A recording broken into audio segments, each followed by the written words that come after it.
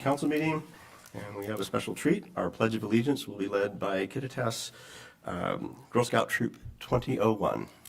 So, please stand.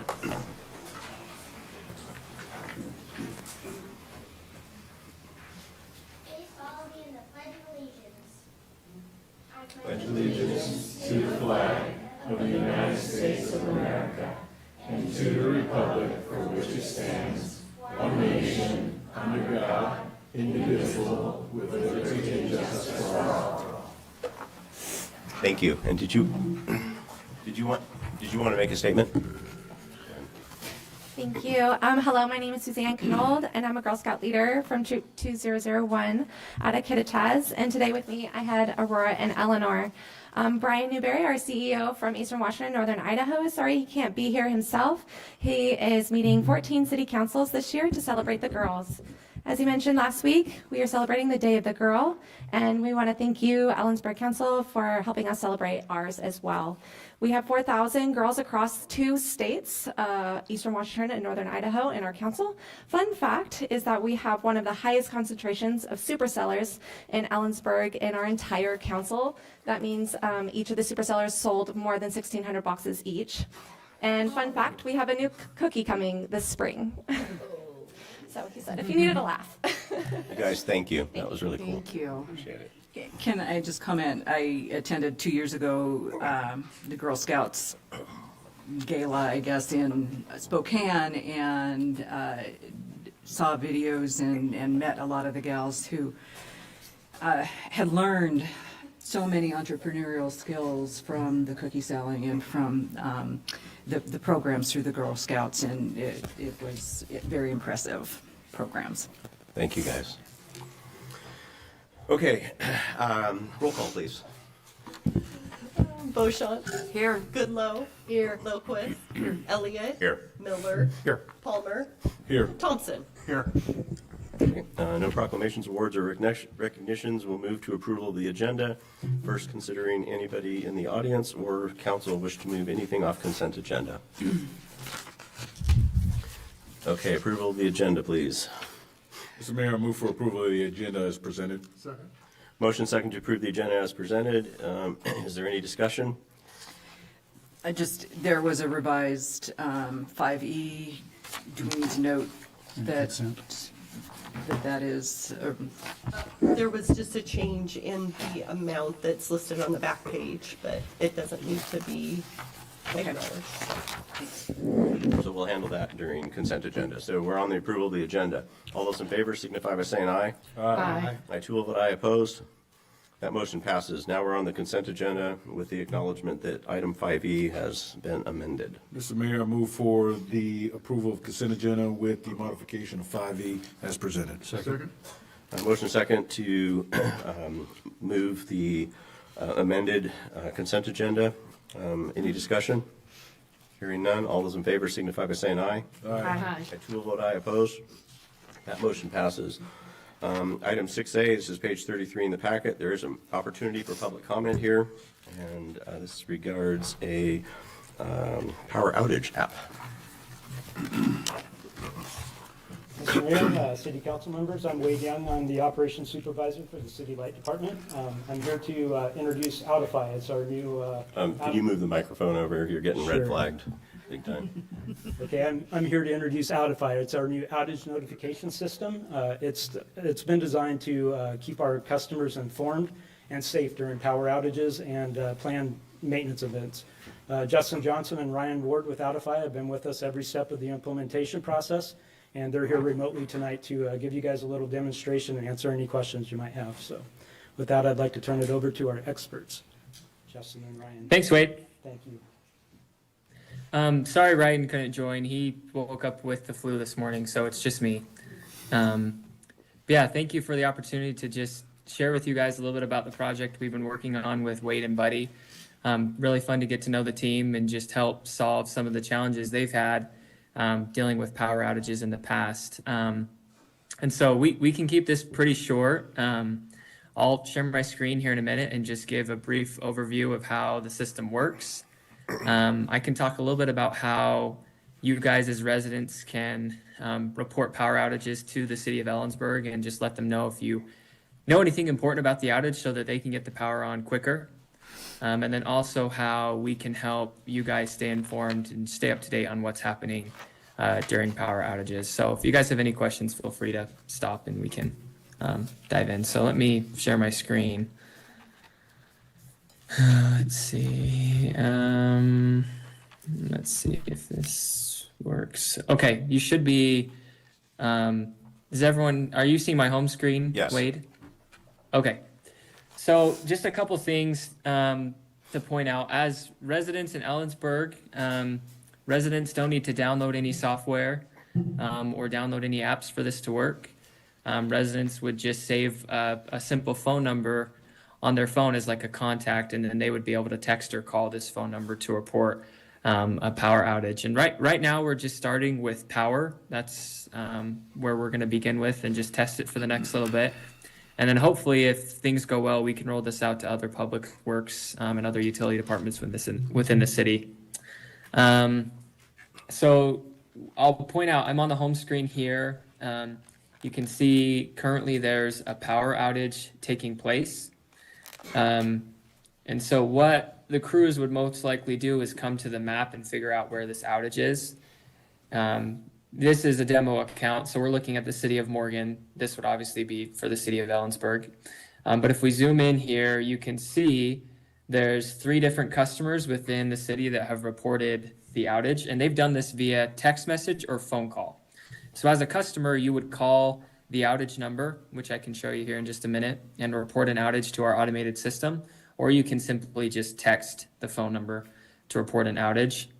So this icon right here with the exclamation point is unique because this customer said that they knew something about the outage. So if we pull up the message history with Justin, we can kind of walk through his experience and how he reported this outage. So he just texted outage.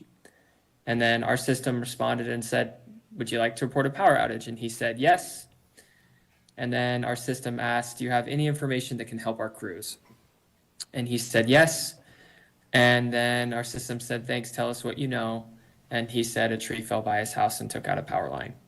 And so this gets really helpful for the crews when they're out working, because typically, you know, they're trying to get the power back on. They're trying to figure out where to go.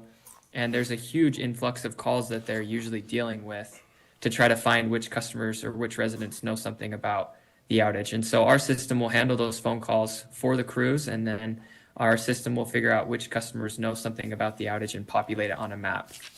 It's same thing with text messaging. So our system figured out that this customer knew something from this text message, and then that's how we populated it on a map. And now Wade and his crew know what to focus on when they're out working an outage. They know which customers have helpful information.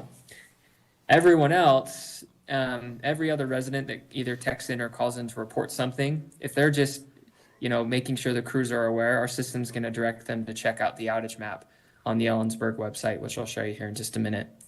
But that's where residents can see like an estimated time of restoration. They can see a little heat map of where the outage is, and they can get an idea of how many people are affected. So that's how that part works. We can come to, if we come to this outage, the crews can update some information about what's happening. So like I mentioned, they can put in an ETR. So let's say they think they can get the power back on at 10:30 tonight. They can pick custom causes of this outage. So maybe in this case, it was vegetation that caused the outage.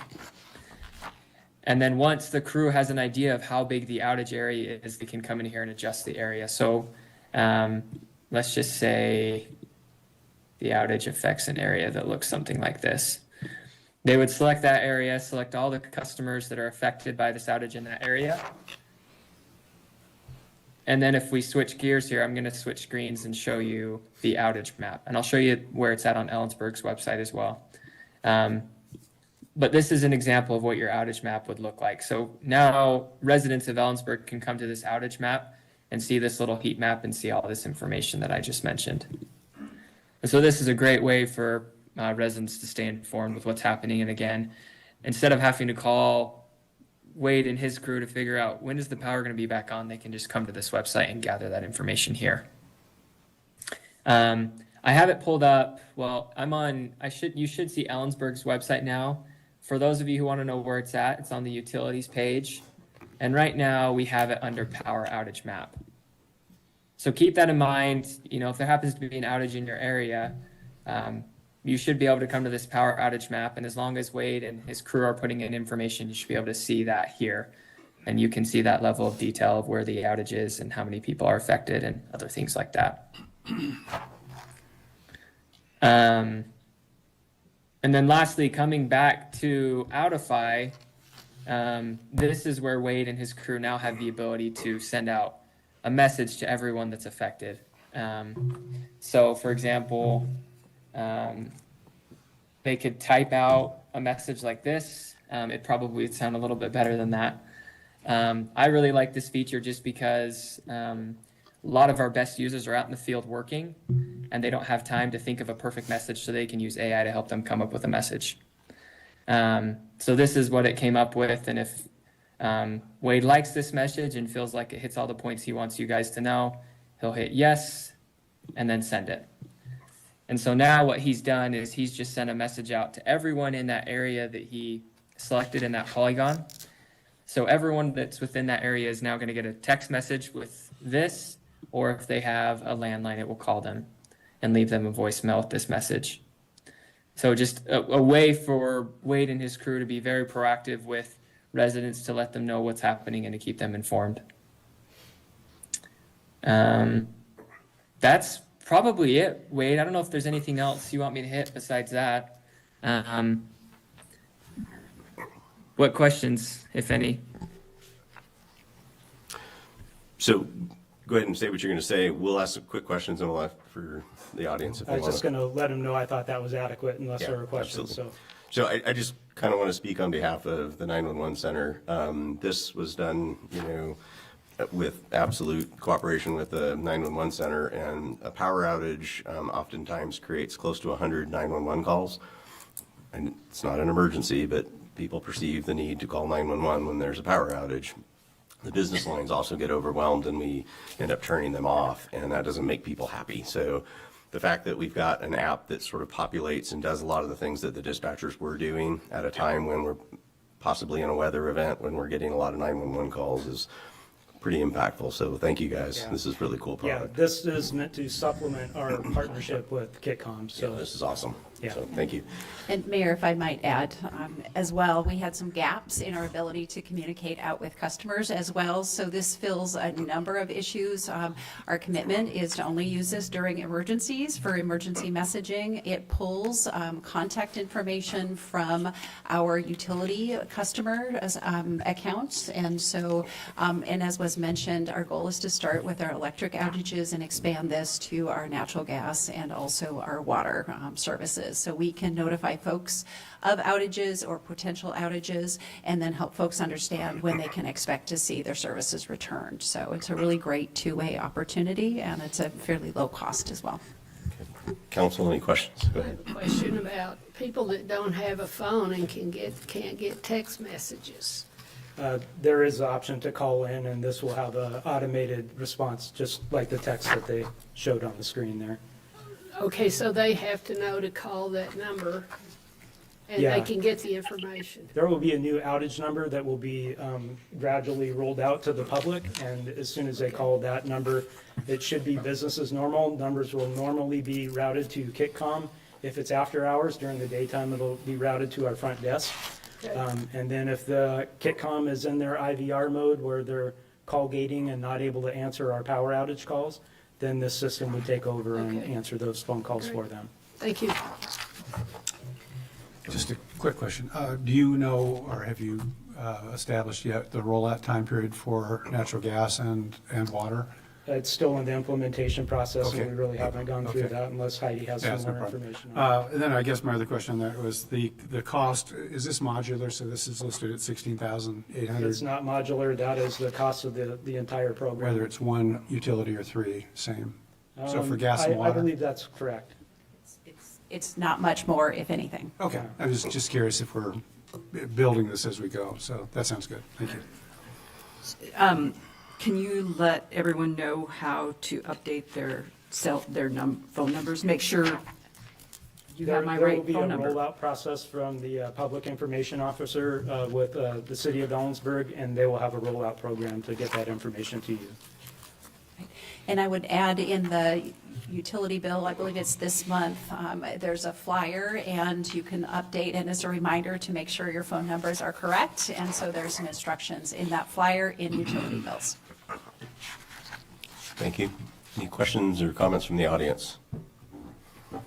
Nobody online, nobody in the building. Okay, we're going to move to item 7, which is public comment on non-agenda items. We actually have people online, so I'm going to actually take them first because usually they wait. First up, Fennell Miller. And again, before you start, Fennell, I'm going to read the rules. So again, you're registered. Please don't identify yourself as a candidate for elected office. The total time allocated here is 30 minutes. Each speaker will be allowed 3 minutes. If we exceed 30 minutes, it can be extended by a vote of the city council. Again, don't speak about things that are on the ballot or identify yourself as a candidate. If you're speaking on a non-agenda item, you must only address items over which you have identified in your registration or when you introduce yourself. It must concern city business, and it must be an issue over which council has control. When you're recognized to speak, name whether you live in Ellensburg, Kittitas County, or elsewhere, whether you're representing yourself or others, and then again state the topic that you wish to speak on. Please don't engage in conduct that disrupts, disturbs, or otherwise impedes the orderly conduct of the council meeting. And council rules provide no action will be taken by the city council. We may respond and refer you somewhere to get information, but we may, if we're going to take action, we're going to put that on a future agenda. And again, if I interrupt you, we'll suspend your time, and I may just ask for some clarification. So, Ms. Miller, are you online? Nope. Grace Yang is the next person online. Neither one is online, so we'll move to Ms. Kelly, Beryl Kelly, and civic engagement. This topic.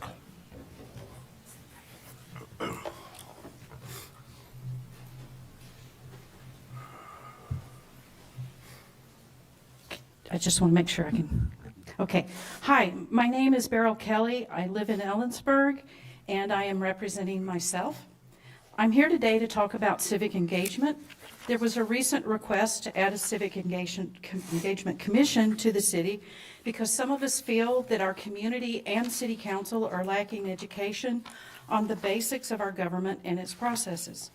In this spirit, I am reading the 14th Amendment of the Constitution from 1868. Quote, Section 1, all persons born or naturalized in the United States and subject to the jurisdiction thereof are citizens of the United States and of the state wherein they reside.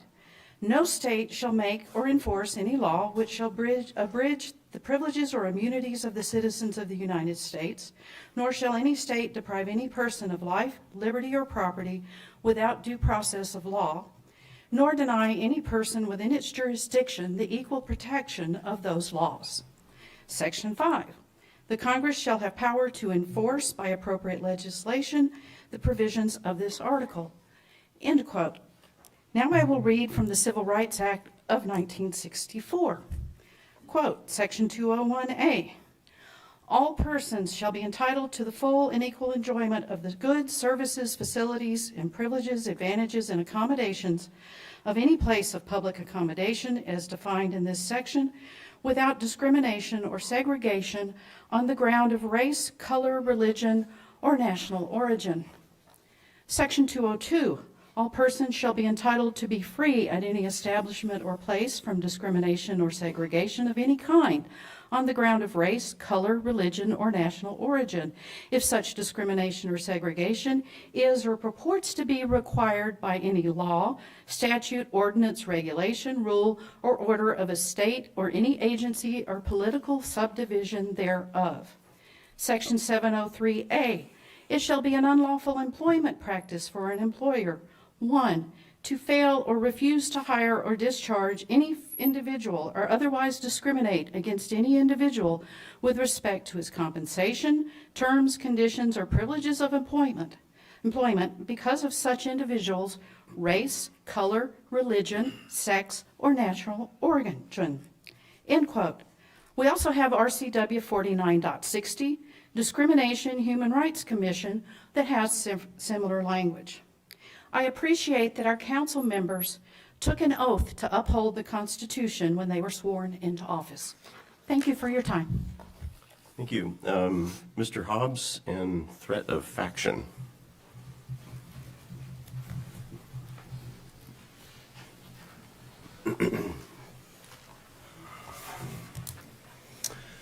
Christopher Hobbs, Ellensburg resident. I'm speaking for myself. Save our democracy was a theme of the street mobs this weekend. Our nation's founders did not create a democracy. Democracy, they believed, leads to tyranny of the majority. This is why they created a constitutional republic, which relies on elected representation and deliberation.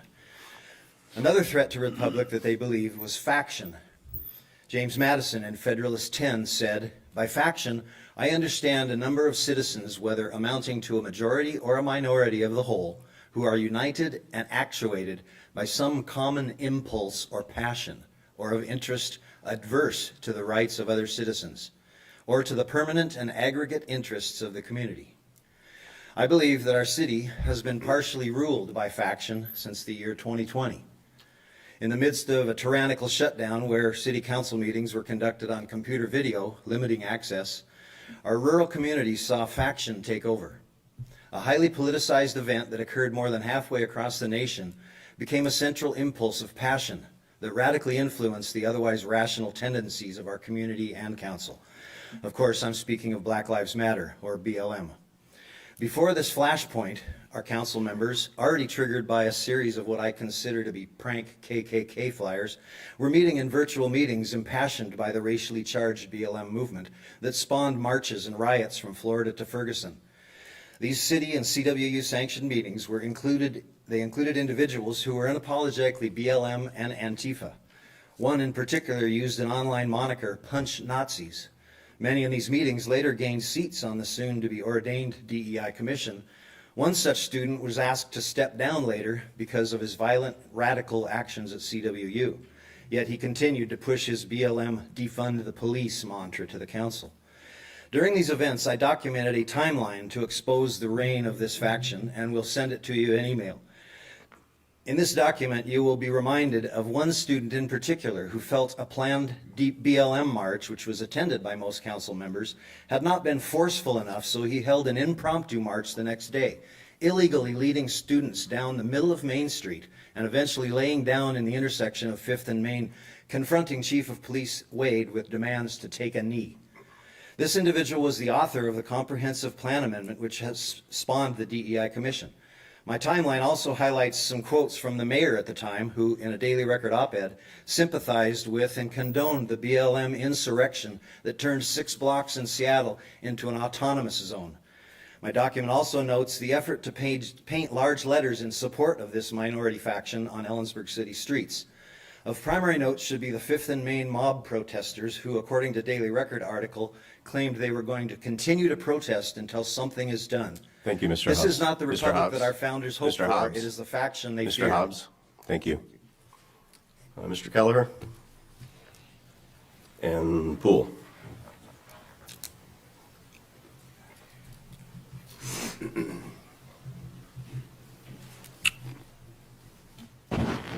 Thank you, Mr. Mayor. Pat Kelleher, City of Ellensburg, speaking for myself. Boy, how embarrassing to speak at the last city council and ask a question and it already be in your budget. The $35,000 for the roof and $500,000 to repair the roof at the pool. I didn't even get home and I had a text response giving me that information. Wow. Well, I asked another question of the city council using your website last week, and it was simply, status of the $35,000 budget funding for the engineering study for the slope roof. I have yet to receive a response. I searched the city website and I found an excellent slide deck on the pool that was part of your 2nd of August meeting.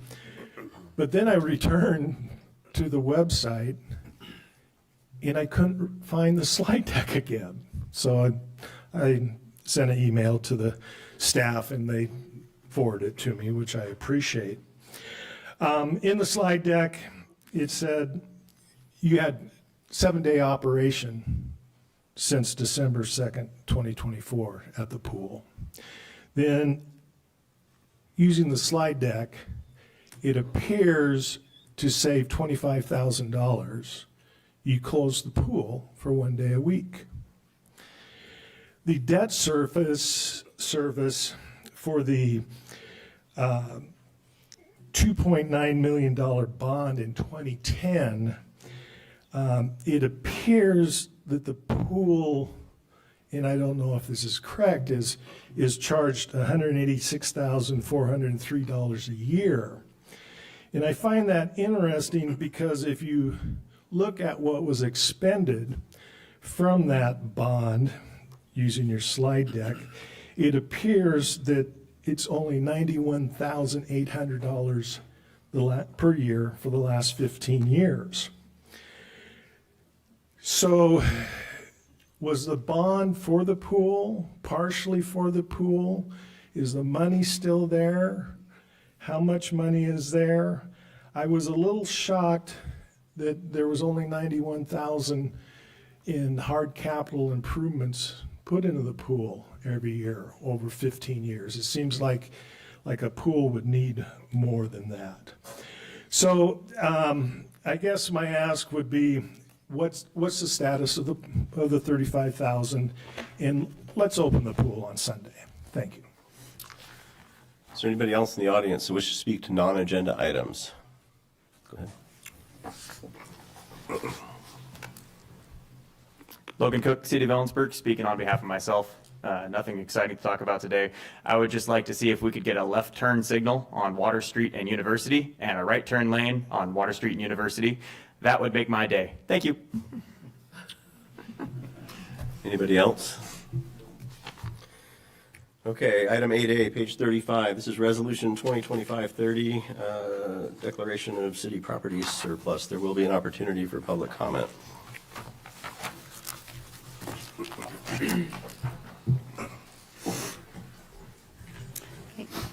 Mayor, did you want to read the script or? What's that? For a public hearing? Yes. Changed my page too quick. Purpose of this legislative hearing is for City Council to consider passage of a resolution to declare city utility and personal property as surplus. Public hearing is now open, asking for your cooperation in the following. Everyone will be given an opportunity to be heard. The city clerk is recording the proceedings. I will first recognize requests to testify from anybody attending this hearing in person, followed by anybody attending remotely.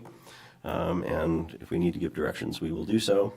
When you're invited to speak, begin by stating your name and address. Indicate whether you're speaking for yourself individually or as a spokesperson for a certain group, or both. Speak slowly and clearly. Only one person will be allowed to speak at a time, and any questions of staff are to be directed through council. Before we hear from the audience, is there a staff report? There is. Good evening, Mayor and Council. Hunter Slyfield, Facilities and Fleet Manager in the Public Works Department. Before you tonight is a resolution declaring items surplus to the city's needs. These include both utility and non-utility materials and equipment that have accumulated through the course of city business. In accordance with the provisions of Ellensburg City Code, Chapter 2.07 and RCW 3594-040, property declared as surplus to the city's needs will be disposed of within a timely manner by means of junking, auctions, sealed bids, or sale to qualified nonprofit corporations at fair market value. The city will primarily utilize the services of GovDeals. They're an experienced public sector auction service company. Revenues from any sales will be applied to the appropriate funds from which the materials and equipment were originally funded. Thank you, and I'd be happy to answer any questions.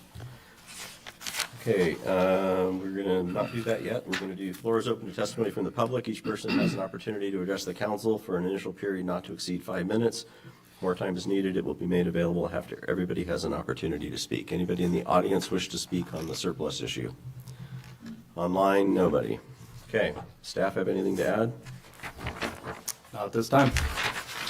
Okay, any persons in the audience, non-repetitive information? Council, do you have any questions of staff or public? You got off easy. All right. Public testimony portion of this hearing is now closed. Council may begin its discussion and deliberation. Mr. Mayor, I will move adoption of Resolution 2025-30, declaring the item surplus to the city. Second. We have a motion second to move Resolution 2025-30, which declares city property surplus, listed in the packet. Is there any discussion? Oh, I just want to comment, some of these vehicles are really old, like older than my vehicle, so it's probably time to get rid of them. Hey, it's going to be a great first vehicle for some high schoolers, so. Any further discussion? Hearing none, all those in favor signify by saying aye. Aye. I too will vote aye opposed. That motion passes. Item 9A, this is ordinance 4973, but second reading and potential adoption of this ordinance, which provides revisions to the multifamily housing tax incentives. There will be an opportunity for public comment. This is page 40 in the packet. Good evening, Mayor and Council. Lily Fry, Housing Program Manager. Ordinance 4973 includes small changes to our multifamily tax exemption program to improve consistency with other housing programs and to simplify administration. The MFTE program allows new multifamily development in the Central Commercial or CC and CC2 zones to qualify for a tax exemption of the improvement value of the property for 8 years for market rate properties or 12 years if 20% of the units are income restricted. The changes in this ordinance include lowering the affordability threshold from 80 to 115% of area median income to a maximum of 80% of area median income for the qualifying affordable 20% of units for the extended 12-year exemption for affordable housing. Removing tenant income reporting requirements from market rate properties. Moving reporting for all active tax exemptions to a single annual cycle to align with the Washington State Department of Commerce's reporting deadlines. To increase predictability for staff and property owners, and giving city staff the option to do on-site property visits rather than requiring them. There have been no changes since the first reading on October 6th, and staff recommends conducting second reading and adoption of Ordinance 4973, amending our MFTE program. I'd be happy to answer any questions you may have. Council, questions of staff? Hearing none, is there anybody in the audience who wishes to comment on this? Nobody online. Council. Mr. Mayor, I move to conduct second reading and adoption of ordinance 4973 regarding multifamily housing tax incentives. Second. We have a motion second to conduct second reading and adoption of ordinance 4973, which revises multifamily housing tax incentives. Don't say it. Is there any discussion? Okay, hearing none, will the clerk call the roll, please? Beauchamp? Yes. Goodloe? Yes. Lilquist? Yes. Miller? Aye. Palmer? Yes. Thompson? Yes. Elliott? Yes.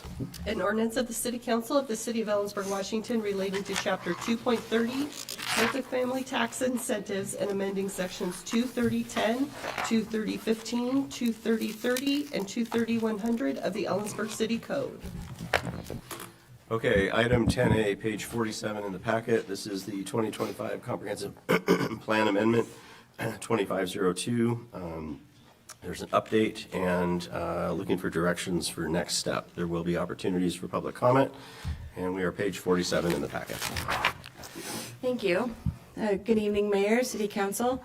Stacy Henderson, Planning Manager for the City of Ellensburg. I'm here to present an update and possible next steps regarding the 2025 Comprehensive Plan Amendment 25-02. So as a quick reminder, on July 21st of this year, 2025, Staff presented the annual comprehensive plan amendment requests for possible docketing and adoption this year. There was 25-01 and 25-02 were presented for docketing at this meeting. 25-01 was this year's capital improvement plans, and 25-02 being the 309 applications addressing comprehensive plan Chapter 9 DEI. Today's discussion is regarding 25-02. At the July 21st meeting, staff proposed that council docket item 25-02.001 to .308, which was revised at the meeting from 309 as addressed in your staff reports. To further gather information and community input from both sides of the polarized discussion, staff proposed that council docket it to further gather information and community input from both sides of this polarized discussion regarding keeping or removing Chapter 9 DEI, in conjunction with holding the proposed community conversations and common ground workshop. The previous council action, council moved to docket 25-02.001-.308. It was approved 5-2 with direction to move forward with the proposed activities. These events were held, and now we're back to present the information. The first community conversation was held on August 20th, 2025 from 6 to 8, and the second was held on September 6th, 2025 from 1:30 to 3:30 at Hell Homes Community Center. All members of the public were welcome to attend these conversations with opportunities to provide feedback, validating concerns and arguments for each side of this issue, which framed the materials, which we refer to in your packet as the pre-read, for the Common Ground Workshop. Attendees were also encouraged to nominate individuals that represented their perspective to participate in the workshop. One conversation was held on a weekday and one on a weekend in an attempt to encourage broad participation. And after the second conversation was held, before the workshop took place, staff also provided an online participation option for those who could not attend. That opportunity included reviewing the arguments as constructed and formulated for the pre-read at the conversations, and they could provide additional feedback as to if any arguments needed to be changed, added, or removed. The intention for that was to create a similar experience to what was provided in person.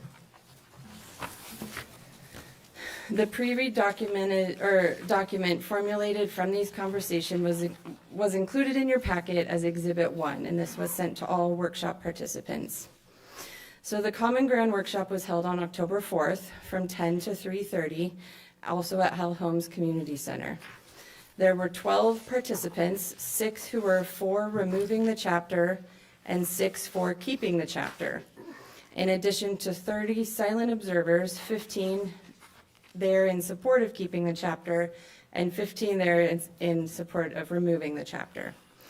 This workshop was 6 hours long, facilitated by the Braver Angels organization, which is specially designed to find areas of agreement between opposing sides of a polarizing issue.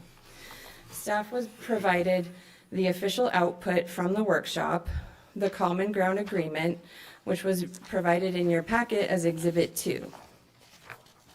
So just some brief analysis. Staff has provided analysis in your packet from both the community conversations and the Common Ground Workshop. The discussion revolving around DEI is much larger than the comp plan, so throughout this process, it was important to staff and facilitators to figure out how to listen, utilize, and organize all of this feedback, these concerns and these requests, and address them to the best of our ability within the parameters of the comp plan chapter and code process.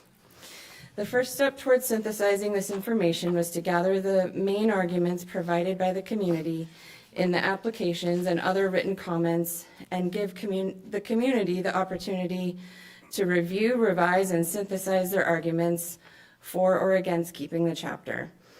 This is what happened at the community conversations and what the pre-read became.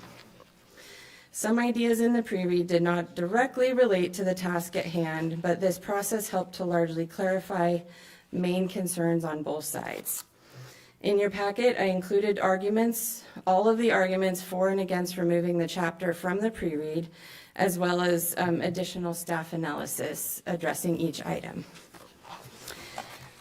So for the Common Ground workshop, staff conducted an initial analysis regarding the feedback, observations, and agreements from this process and the Common Ground workshop, and has provided correlating possible actions to take. You can review these on page 51 of 68 in our staff report. Exhibit 2 of your packet is the Common Ground Agreement, which lists every item that was agreed upon by both groups of participants at the workshop. It covers concerns, values, and policies. No item was listed on that agreement unless every single participant agreed with every single word. These items have been provided in that analysis, along with possible actions that can be taken addressing those items that were agreed upon. Oops. In addition to items from the agreement, in that spreadsheet, staff included a few items that were important reoccurring themes throughout the workshop that came really close to being on the agreement, with the exception of one word or one phrase or one person who was still in disagreement, and there just wasn't enough time. Discussion regarding all these items was insightful, and therefore additional analysis was included, even if it didn't necessarily make it on the agreement. So staff in your report included, after considering, reading, and listening to all comments from both sides of this discussion and observing how structured dialogue revealed shared values and unexpected common ground, there are several possible paths forwards in addition to simply keeping or removing the chapter. Excuse me. Staff presented 6 clear options tonight in the packet provided to you. One aspect to consider in addition when you review when you look at each item is whether or not each action can be completed in 2025, or will it need to be continued in 2026 during the periodic update process. There is an adoption timeline as laid out in your packet, so I did kind of lay out the steps of what we still have to do by the end of the year, and it is getting a little bit tight. The options are arranged beginning with removing the chapter. This option will always remain a part of this docket item as long as it's a docket item for this year, because that is the original proposal included in 25-02. This can be presented moving forward as an option to take in addition to possible compromise, but through this amendment process, it does need to remain as a possibility. Analysis in your packet included that the fact that this item didn't seem to be on the table is an option for those participating in favor of keeping the chapter.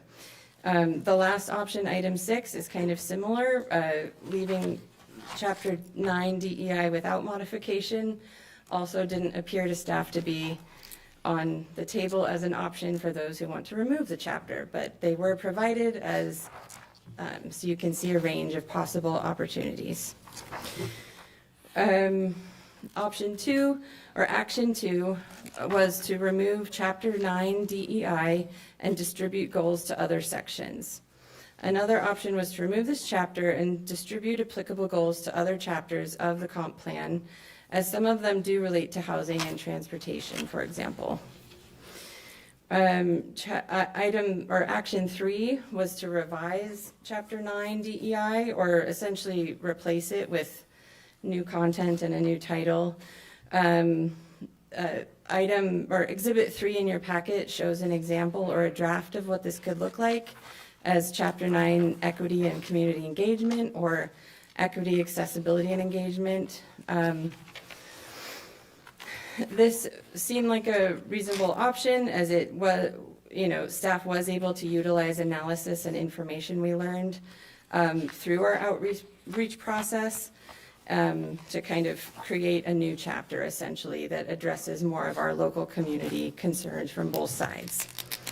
The goal of this would be to address shared concerns, values, and ideas that resulted from the workshop. Possible action 4 was remove Chapter 9 DEI in 2025 and add an introductory chapter with a community vision and values into the comp plan as developed in 2026 during the periodic update. So some at the workshop favored replacing the chapter with more of a mission statement. They were more comfortable with that, kind of a style of writing to address this topic, addressing equity in the community and distributing measurable concrete goals to the applicable chapters. And then the last one that's been provided to you was to remove Chapter 9 DEI and replace it with a formal guiding policy document that is more adaptable, such as a resolution, ordinance, or strategic plan.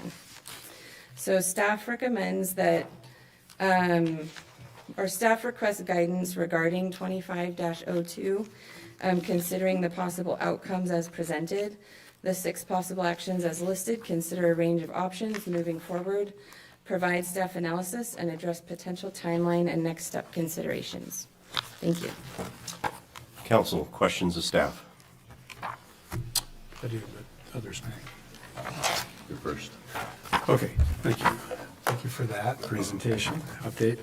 Question I have, council received, and I think it's going to be presented perhaps later in the meeting from the DEI Commission, a statement and a recommendation on this. And without getting too deep into that, it differs from the 6 options or actions that are identified, but it's essentially similar. So I guess my question is, would that be another opportunity for a 7th action, which is what they're proposing? And I don't want to get ahead of other presentations, but as I read it, it was suggesting that the chapter be retained, but then be revised during the normal comp plan update process, giving more time for that. I guess that's my question. Are we limited to 6, or do we have the option of expanding? You are not limited to 6, as long as it's an option that would adequately address the matter at hand of the request that has been, as long as it relates to the comp plan and what to do with the chapter. Okay, I just want to make sure I understood that. Yeah. That's all I had for now. Thank you. Hang on. Oh, you need to be closer to your mic. That volume? No, he was saying there's no comments online. Oh, we haven't asked for comments online yet. Oh. It's all council now. He's Any on other top. questions from council to staff? Okay, now we're going to go into the audience. So again, I'm just going to remind you, focus on the actual agenda item that's on here, the comp plan amendment, options moving forward. We're not going to rehash all the DEI stuff. So members of the audience who wish to speak, and this is a 3-minute. Same rules, 3 minutes. Sorry.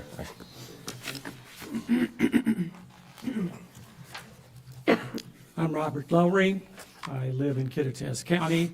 I've been a member of the community for 40 years now. And I think there's, and I appreciate the passion that folks from both sides have had on this issue. I think there are 2 third rails that maybe need a little more consideration. Now, if the city keeps DEI in the comprehensive plan and that action does indeed run contrary to current federal policy, and it then puts current or future, I should say, federal grants and funding for the city at risk, isn't that misfeasance by the city council? Misfeasance refers to the improper performance of a lawful act, which it would be, resulting in harm or injury to another person or entity. It seems that putting political ideology ahead of fiscal propriety in light of the current federal guidelines seems to be just that, misfeasance to me. Does our city attorney really know? Is he willing to ensure the city and the taxpayers that no federal funding, future or present, could be jeopardized? Would Mr. Horner be willing to stake his job on that? Whose advice and counsel is he taking on this, or will the city have to go to court to possibly recoup lost federal revenue? If I was in your position, I would expect a guarantee from Mr. Horner on the revenue question. Without such assurances, you must remove DEI from the comp plan as a way to err on the side of caution, so we the taxpayers are not left holding the bag. Secondly, while I understand that the City Council must conduct business and not kick the can down the road, this situation is entirely different. The DEI issue has become so divisive that it needs to be tabled until the next full council is installed in January. I believe it's inappropriate for an issue of this apparent importance to the city to be decided by up to 3 potential lame duck city council members. The country, for that matter, has objectively moved right in political ideology, and there is the possibility, and I would argue probability, that the city council next January will be much more center-right than the current configuration. This issue needs to be decided by the next council. If an incumbent or more are reelected, then all that's been lost is a little bit of time. If the challengers are victorious, then why should they be responsible for a policy that they may or may not endorse? Thank you. Okay, go ahead.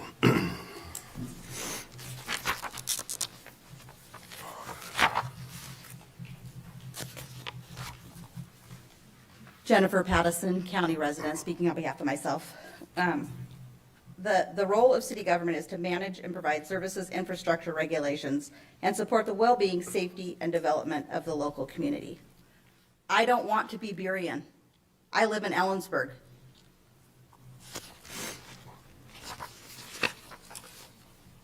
Back row. Is it Beryl?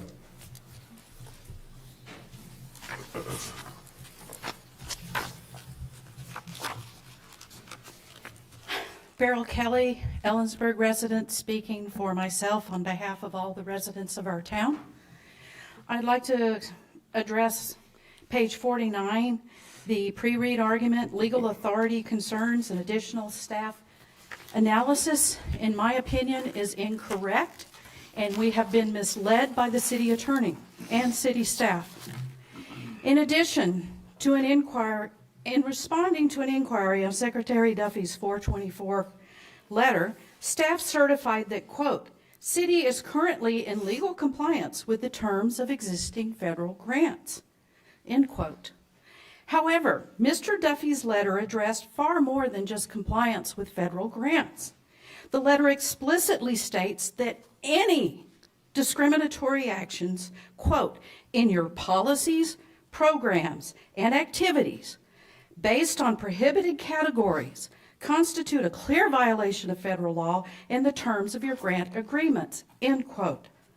I have evidence that the City Council and DEI Commission actions violate the Civil Rights Act that I read to you earlier on at least 2 occasions, which means that the city is not in compliance with the terms of the grant agreements and may be subjected to lawsuits. The staff proposed changes in option 3 indicate that people know that the DEI Commission has been racially and sexually profiling people. I request sincerely that city staff and the city attorney review the public documents that I will email to them in the morning. In light of this evidence, I recommend that City Council adopt option 1 to completely remove Chapter 9 from the comprehensive plan and consider dissolving the DEI Commission completely to avoid further civil rights violations. Thank you for your time. Anybody else?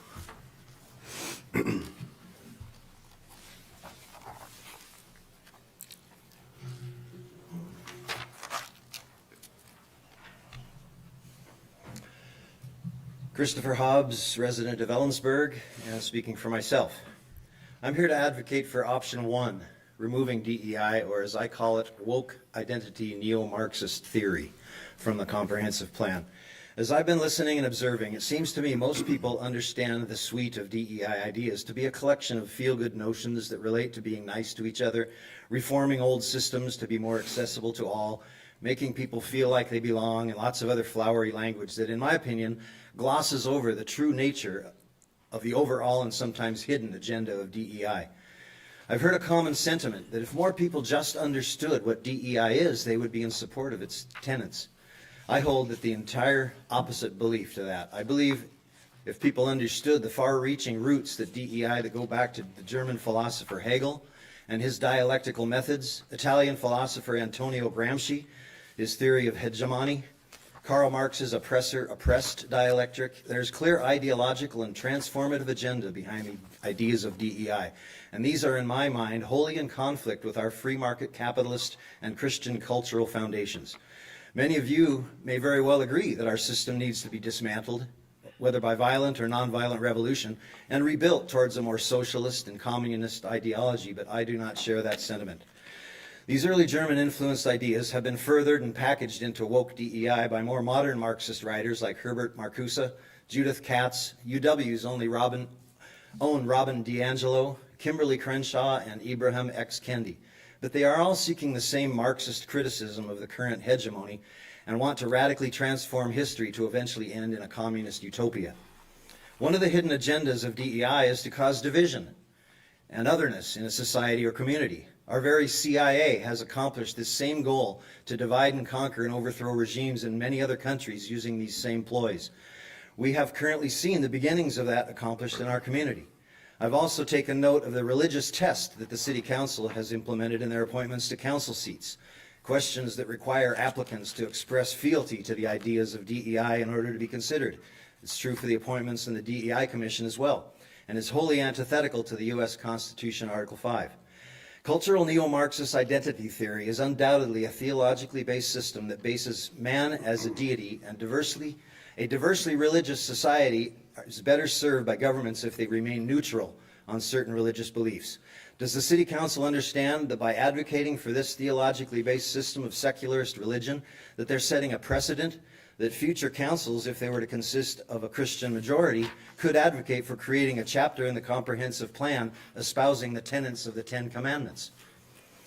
As a professor at CWU, I watched these woke ideas rise to where I was being required to teach social justice in my engineering classes. Please vote to remove this woke Trojan horse ideology before it tears our community apart further. Anybody else?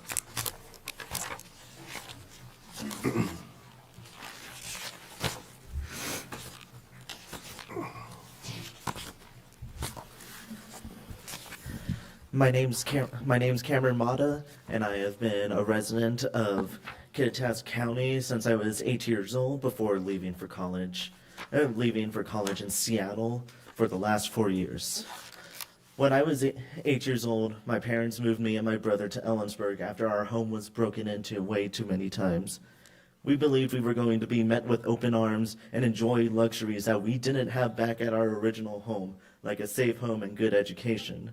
After all, we heard such great things about Kittitas County, especially how tight-knit the community was and where everyone knew everyone. But what we didn't know was that we were trading poverty with bigotry. My anxieties surrounding my gender identity and sexuality were not eased by my peers. If not for my friend group, I would have begged my parents to transfer me elsewhere. But others were not so lucky. While teachers and staff stood passively by, my friend was ruthlessly bullied by a group of boys in our class. In fact, they punished him for fighting back after the insults and slurs became too much for him to bear. Later on, a family friend, despite having an amazing work ethic as a janitor, was harassed by a coworker all in the name of religious fundamentalism. Yet his supervisor never reprimanded this individual. Within 1 year, they left their respective districts and their jobs. Then, is it no wonder that I packed up and moved the moment I graduated? There is clearly in the past there was no incentive to keep prejudice out of the schools and workplace. In addition to holding those bigoted individuals accountable for their words or actions. So why come back? Why return, or better yet, stay in a place that never had you in their best interests? To that I say, I met people. The queer community, a community that I thought was non-existent, had transferred to the west side to avoid this place, had flourished in my absence. And I have met them. I have met with them. I have engaged with them in community building events. I have earned more friendships and participated and much more community events than I have in the last year. And call me crazy, isn't that what this county promotes itself to be? A place where anyone can find solace in one another, and isn't that worth protecting? I once thought Kittitas County was a lost cause, but now I realize that there is something worth cultivating and preserving. And I hope that this council finds it in their hearts to ensure that my community's thoughts and concerns are tended to through frameworks such as DEI. Anybody else? We'll go back row first.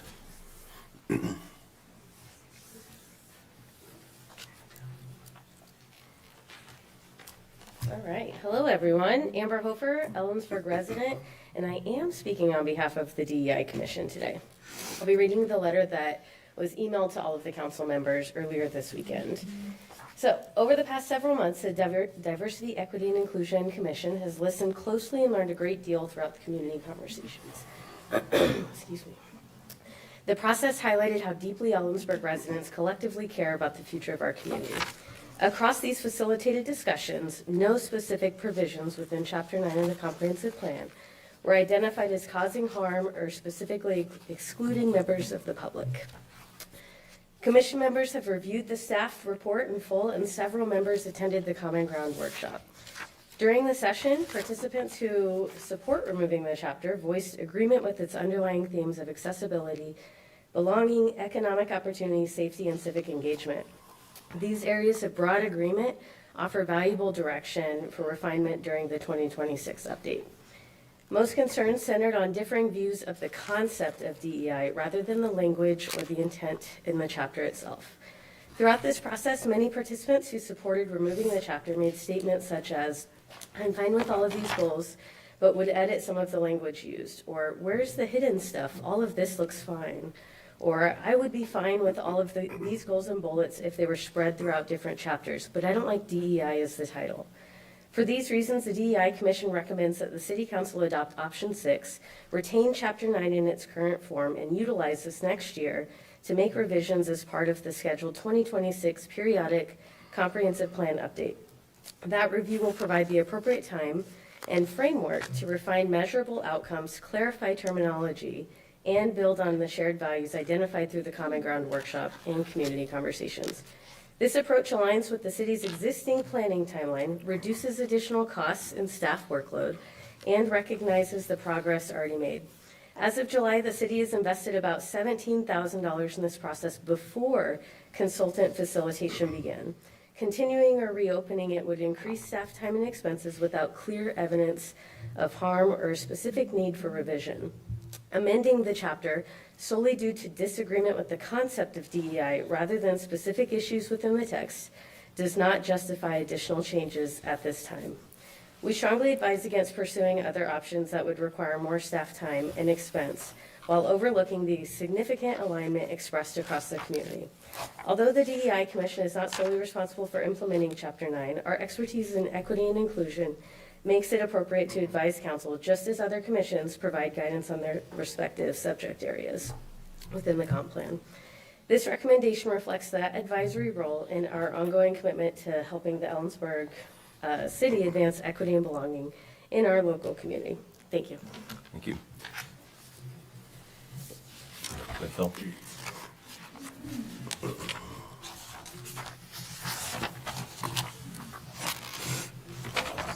Good evening. My name is Phil Backlund, and I want to thank you for your service in spite of the fact the Mariners are playing on TV.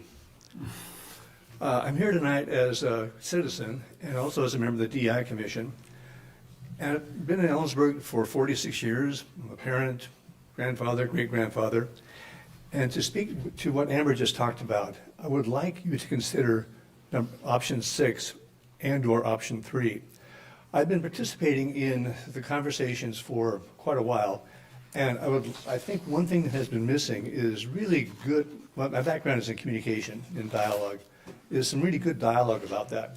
I had no idea that as a commission that we were violating civil rights. I didn't know from Mr. Hobbs that we were doing the various things we were doing philosophically. Didn't seem to be part of our agenda. But one thing that hasn't happened really in the past year, in spite of the fact that Bravery Angels did have good workshops, and I appreciate their work, we haven't had really good, clear dialogue, in my opinion, about the issues around DEI. For example, we have a number of goals in Chapter 9 about DEI. And I believe that for the most part, almost everybody in Ellensburg would agree with them. I would like to have a conversation where we took those goals and had people like Mr. Hobbs, other people in the community, go down the list with us and say what's good, what's bad, what needs to be changed. As I think at the heart, we're all interested in the best things for Ellensburg as a community. That's what I'm interested in. And I think there are things that you as a city council can pay attention to in all of that that can help make Ellensburg a better community. So my own point of view is that what we need to do is have some real meaningful conversations about what the goals of the commission are, the goals of the city council, and the kind of things that we can do to set up a city that everybody feels welcome, everybody feels safe, everybody feels included. So I would recommend that you go with Chapter 6, go with Option 6, keep the DEI Commission, and then charge us as a group to move into this next year through the planning and have a series of conversations and give us good, clear direction as to what those conversations ought to be, so we can really, truly have good, facilitated community conversations where people who do have different points of view can sit down with an agenda and work through those. If we can do that, then I think we'll be able to come up with some things that will benefit the entire community and reduce some of the divisions that we have currently within the system. So I recommend, again, Option 6, or failing that, Option 3. Thank you.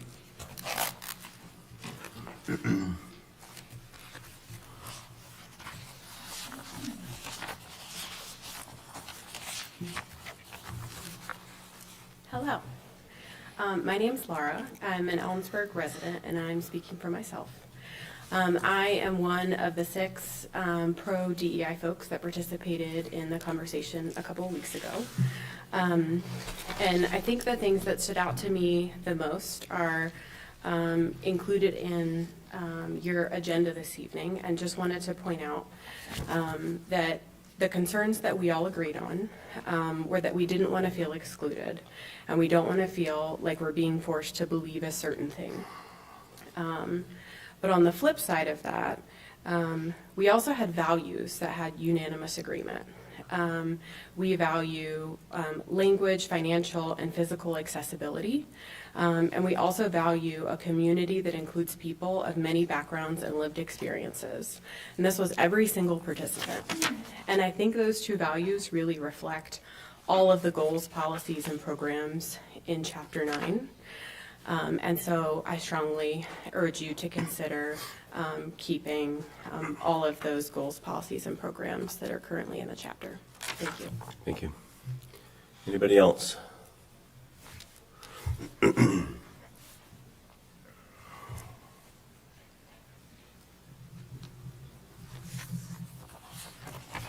Good evening, Candace Comfort, representing myself, and I live in Kittitas County.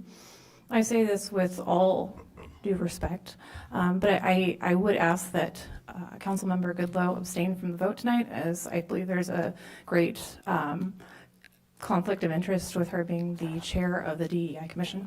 Thank you. Anybody else?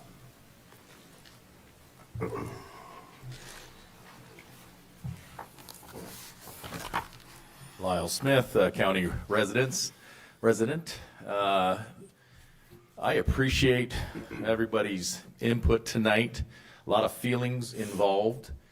What I would probably encourage, I think it was Bill, is remove Chapter 9, but have great discussion. I don't think you need a city body of people to tell us how to do that. I think this town knows how to get along, red or yellow, black or white. So if you want to have meaningful discussion, have meaningful discussion. And I'm open to that, but I'm not open to the guidelines of Chapter 9 at all. We don't need it. This country is founded on biblical foundations that says to respect one another, Love one another. Hate the sin and love the sinner. And communication is what it's all about, guys. So I fully agree with that. I'm glad to see the young man come back to Ellensburg. And it is worth fighting for. It really is. But I just don't think we need, no offense, any of you telling us how to do it. Let's just do it as individuals who love the same doggone things. We love that flag right there. We all stand for it. I don't need someone else to tell.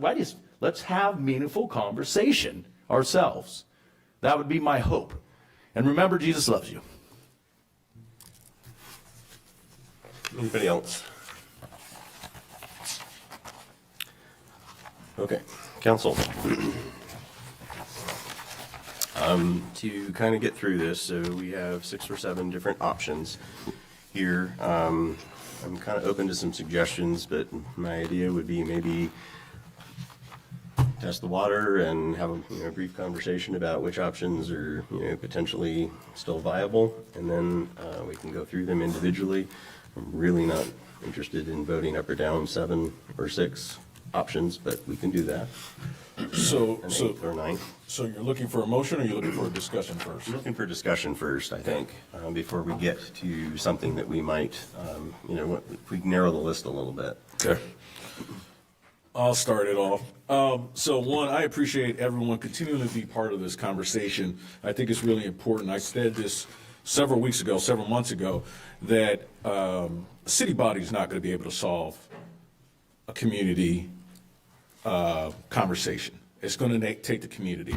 And I think some of the dialogue that was happening with Braver Angels was part of that. And I do appreciate everyone in the community that participated in that, whatever you believe in it. And I think that part of that Common Grounds workshop was to identify that common grounds. So for me personally, 1 and 6 do not achieve a common ground. And so I think our options here, as far as our continued conversation, are 2, 3, and 4. A couple of things associated with those 2, 3, and 4, which I think city council should really look at, is first and foremost is that city staff is not saying that 2, 3, and 4, as listed and presented, are exactly how they're adopting. They're saying that more work has to occur to be able to define this with community involvement. So I say that to say, when we're talking about possibly option 4, agreed with you. We are not Burien. We are Ellensburg, and so the dialogue would be talking about what does that apply for Ellensburg. If we were looking at 2, that again, it would be the distribution of goals to other sections that is common to Ellensburg. So I think 2, 3, and 4 is part of what the Common Grounds exercise is about, trying to find a common grounds that we can agree with. And so that's why I think that we should focus as far as our decision making. So that's just my opinion. Who wants to go next? Go ahead. Yes. Mr. Mayor, council members, I appreciate all the things that have been said here tonight. I believe the best way forward is to keep a DEI chapter in the comp plan and continue to make intentioned efforts to have the conversations that Mr. Smith recommended. If that's one of the purposes of the commission, is to structure discussions where these topics can be be the conversation. I appreciate the Braver Angels model. I think we need facilitators to do those conversations. But if we don't have a way to help the community have the conversations, they won't happen. They never have happened, and that's why we're here right now. So the council, the city, the DEI Commission is not trying to tell anybody what they have to believe and what they should believe. we are trying to broaden the conversation about inclusion because there's a significant part of this community that does not feel included. And if we don't do it, it won't get done.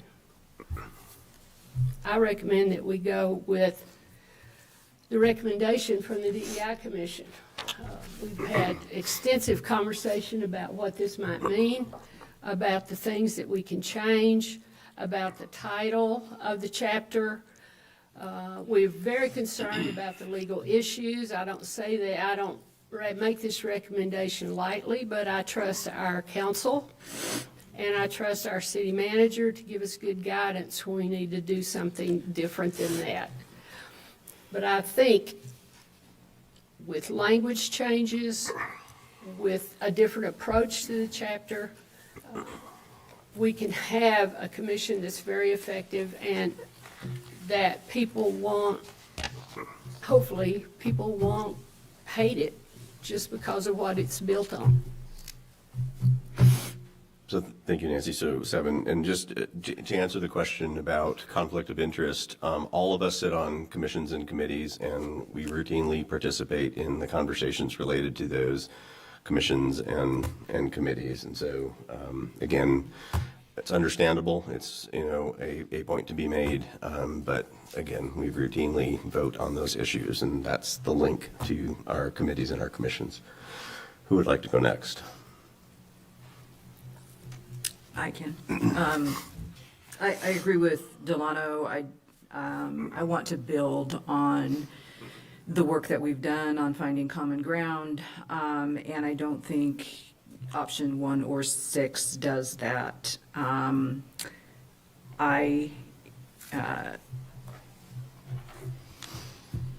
think that the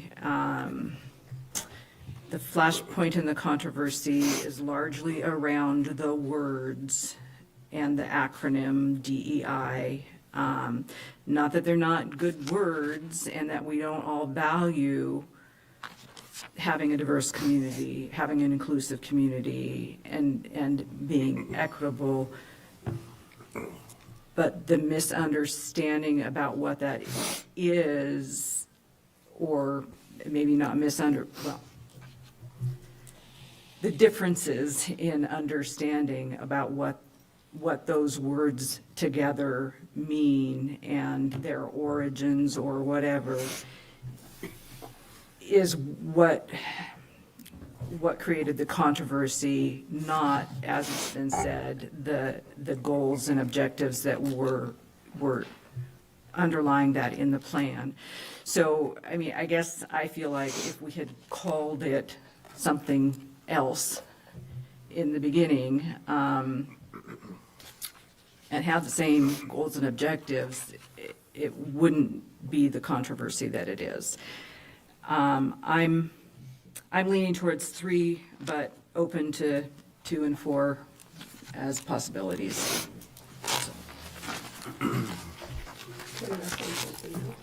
Let's let everybody else go. Go ahead. Well, I sound like a broken record. So 1 and 6, I think are probably not our best options, listening to our whole community and what's come out of the Braver Angels and all of the discussions that we've had.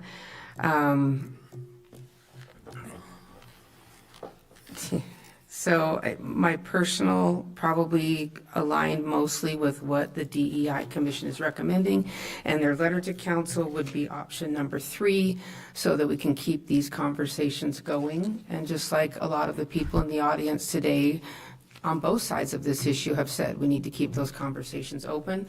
And now whether the city facilitates those. I mean, I don't think we need to either, just like has been stated, but I think that it's important that we have that in place and keep moving forward as a city to do that. So my opinion on this, if given these 6 options, is going to be number 3, so that we can continue this, and I don't want to remove it. David or Josh? I'll go then. I would agree with the sentiment about the objectives that have been stated about continuing the conversation. My view on option 3 is I think it does take some of the, neutralizes, I guess, some of the buzzwords that people have really fixated on acronyms and in a way that has consumed a lot of the energy. My one issue, and I think we have flexibility on the process, the way they're laid out here. The way I would look at option 3 is that it allows the conversation about equity and community engagement to happen, but I don't think that, to Nancy Goodlow's point, should happen without the benefit of some frames of reference.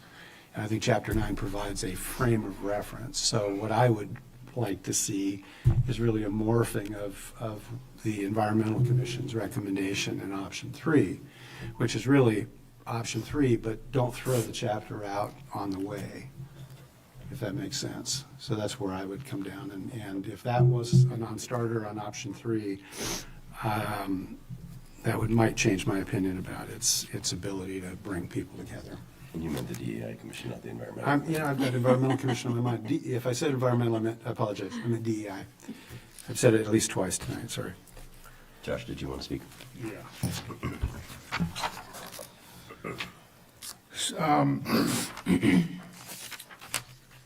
So, I mean, my views are pretty well known, but also I think we've taken the time to go through a process here. Do I think we've arrived at anything that's solid at this point? No, and I think maybe most of the council would agree that we're just trying to find a lane and start going down it versus anything definitive. I do have concerns that we could walk ourselves into legal issues with the current administration.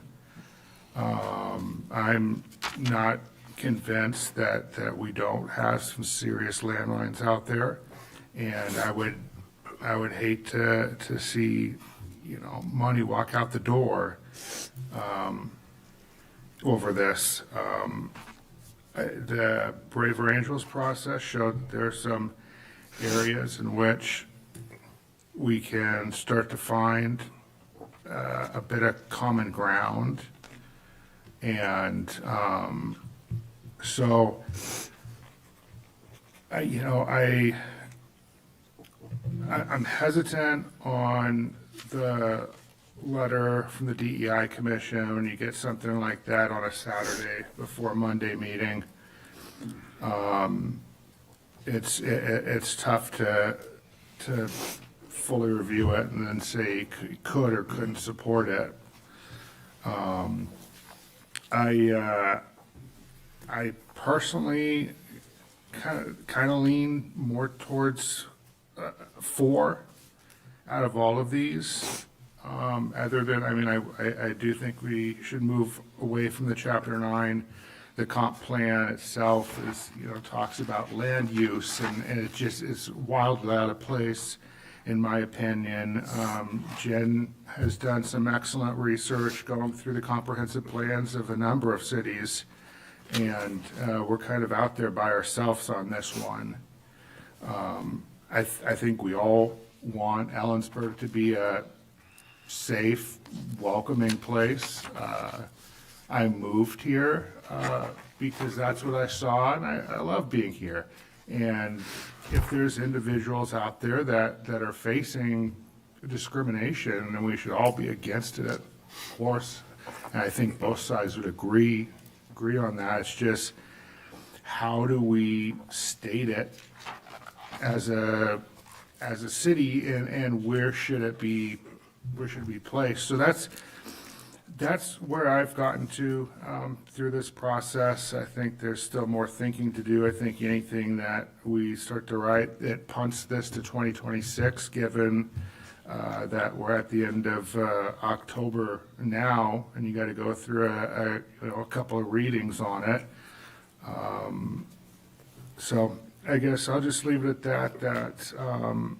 I would be open to voting for 4 and making it a very Ellensburg-centric introductory Not the city of Burien, for sure, but I think there's a realization that we're never going to get to 100% happy. So what is it that we can live with as a community?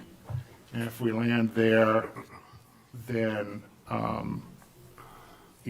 think in some ways we did our job. But right now, we're obviously still very fractured. And so how are we going to start healing and building around words that we collectively support? Because I do think there's probably there's a lot of stuff that I think just decent, good individuals that love their neighbor would want to,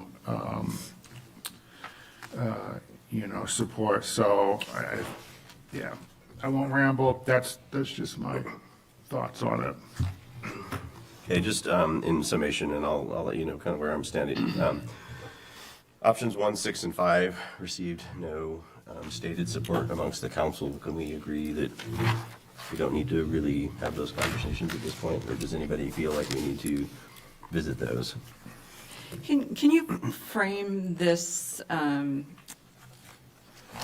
what we're doing here? We're not deciding what the end result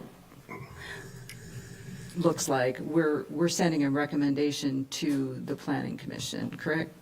You're really sending a recommendation to staff for further work that would eventually go to the Planning Commission. Bottom of page 54, going to 55. So you're providing some direction for us to continue this work. Okay. Okay, Nancy, do you have a question? Yeah, I wanted to address what I see as the major difference between option 3 and what the commission has recommended. And that is option 3 crams the rewrite of a whole chapter into less than 3 months. The DEI recommendation is let us do it next year so that we have time. Revising a chapter, if that's how the council wants to go, is going to be a thoughtful process that takes time and effort to do the research, to study the language, and to try to get it right.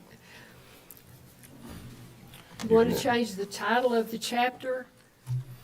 DEI Commission has no problem with that. We just don't want to have to do something in such a short time period that is such a huge process to do. You're going to say what I think I was about to say, so go ahead. Possibly. Am I allowed to clarify something? I'm going to ask for clarification on process, yes, and timelines, because I think I have a concern with that suggestion. Yes. Stacy Henderson, Planning Manager. So I would like to clarify, I said that was an option that the DEI wrote out, but I'd like to clarify these options a little bit. We addressed in our analysis the likelihood of finishing each one this year, but something that I should have included in here and didn't is, like Heidi said, this year, or this meeting, you're providing guidance for us to kind of more substantially move forward with the direction. But the hearing before tentative adoption by the end of the year of whatever you decide, in our code, it actually lays out the different options that council can choose. So approve with changes, a range of options, one of being which finish next year, essentially. So we got applications for this year's process, so we do need to try to address them as a yearly process, but one of the options that you would be able to choose and that the Planning Commission will have available as a recommendation is to finish this work in 2026.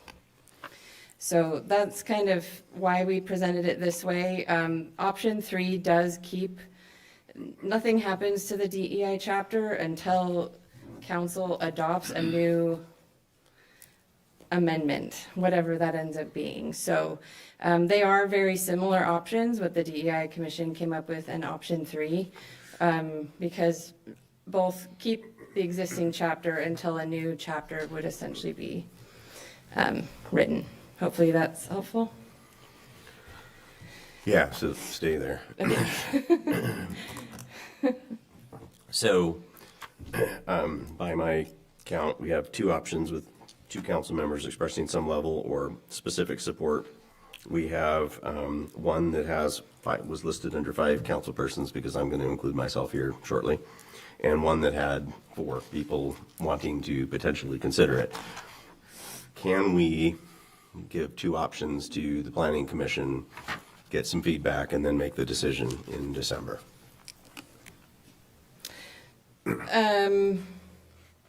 Yeah, I think you could. Like Sorry, table- I'm just. It's kind of like tabling it. Well, no, it's not. yeah. It's not. It's advancing 2 options that we 2 want more options. information. Gotcha. We want the Planning Commission's recommendation on both options, not just one. Right. And I'll just, so that you guys understand my math here, I'm not interested in 1, 6, or 5 at all. I am interested mostly in 3, but I would be willing to take a look at 4. And 3 other council people also, expressed a willingness to look at option number 4. So, and then we had 2 for 2 and 2 for 7 by virtue of, I think I got that right. So, I guess now, council, we have 1, 6, and 5 basically at least off the table for our recommendation right now.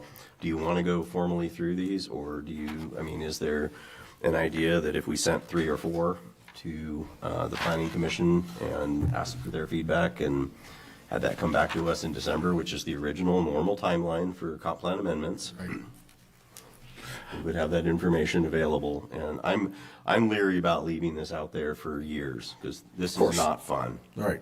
Just saying. Right.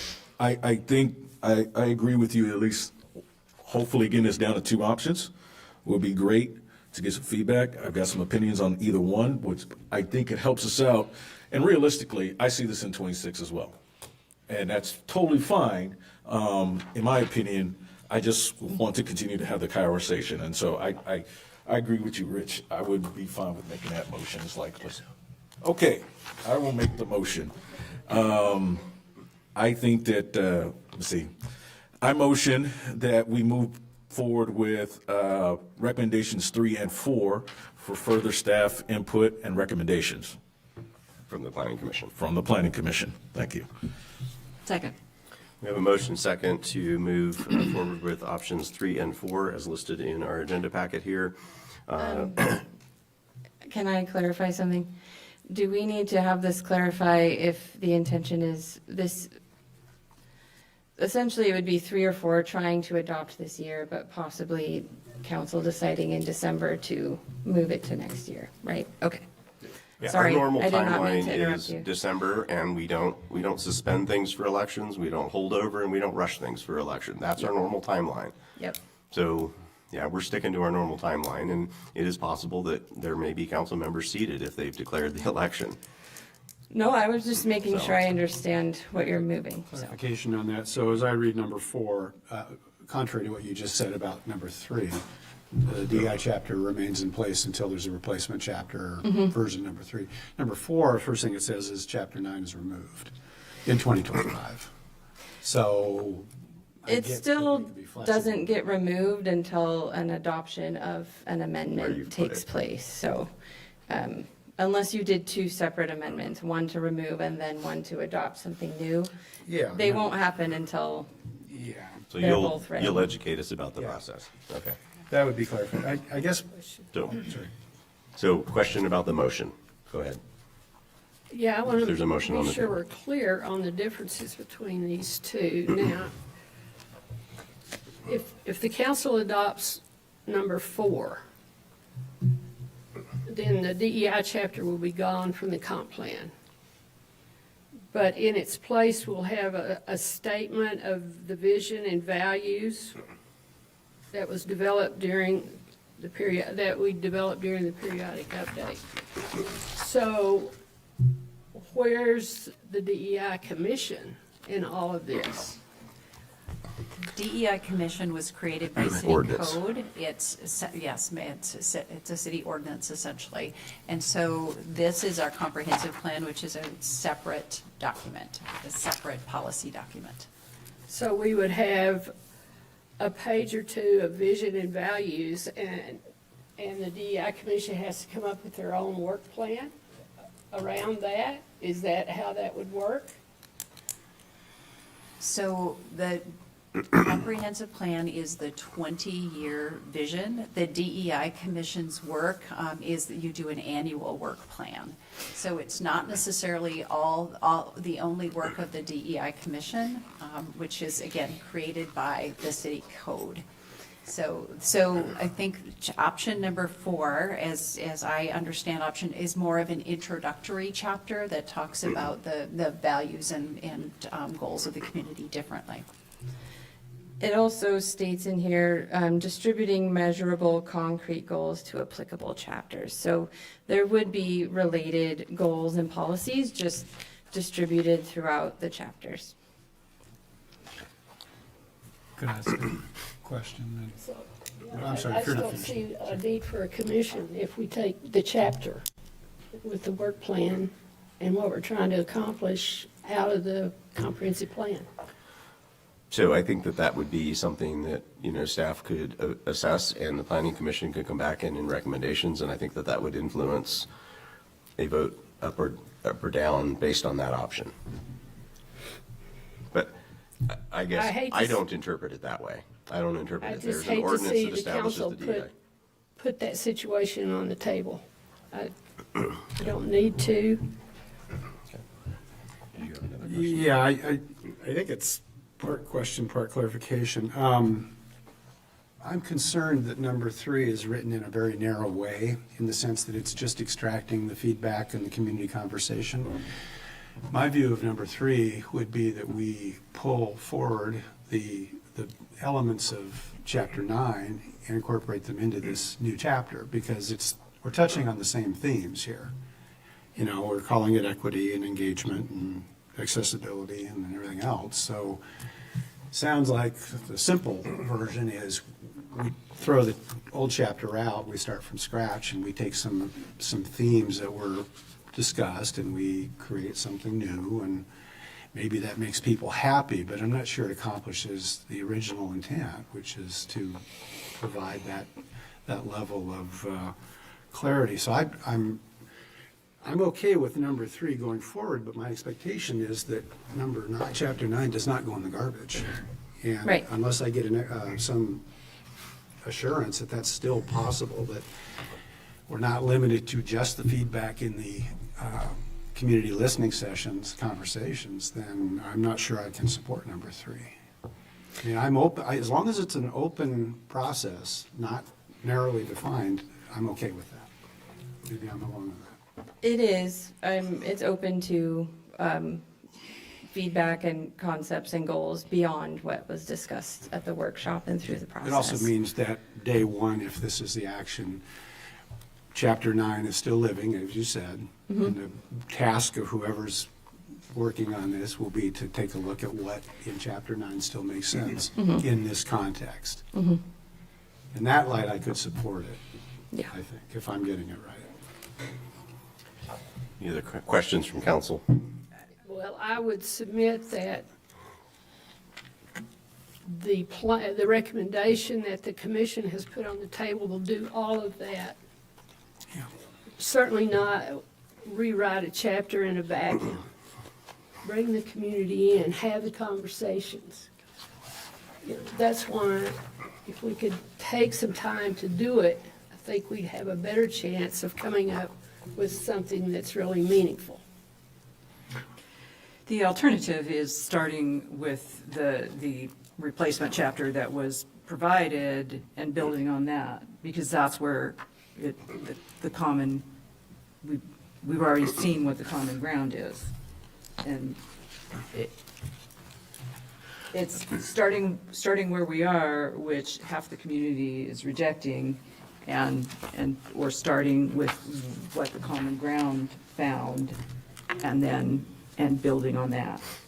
And I guess part of my concern with the timeline is on the option 7, so to speak, is it says retain chapter 9 in its current form and utilize the next year to make revisions as part of the scheduled 2026 periodic comprehensive plan update. That effectively means next year we're sitting in the same seats talking about changes to the existing chapter 9, and we've sort of had a conversation about existing chapter 9, and I think, at least from my perspective, and again, I'm probably going to offend both sides here,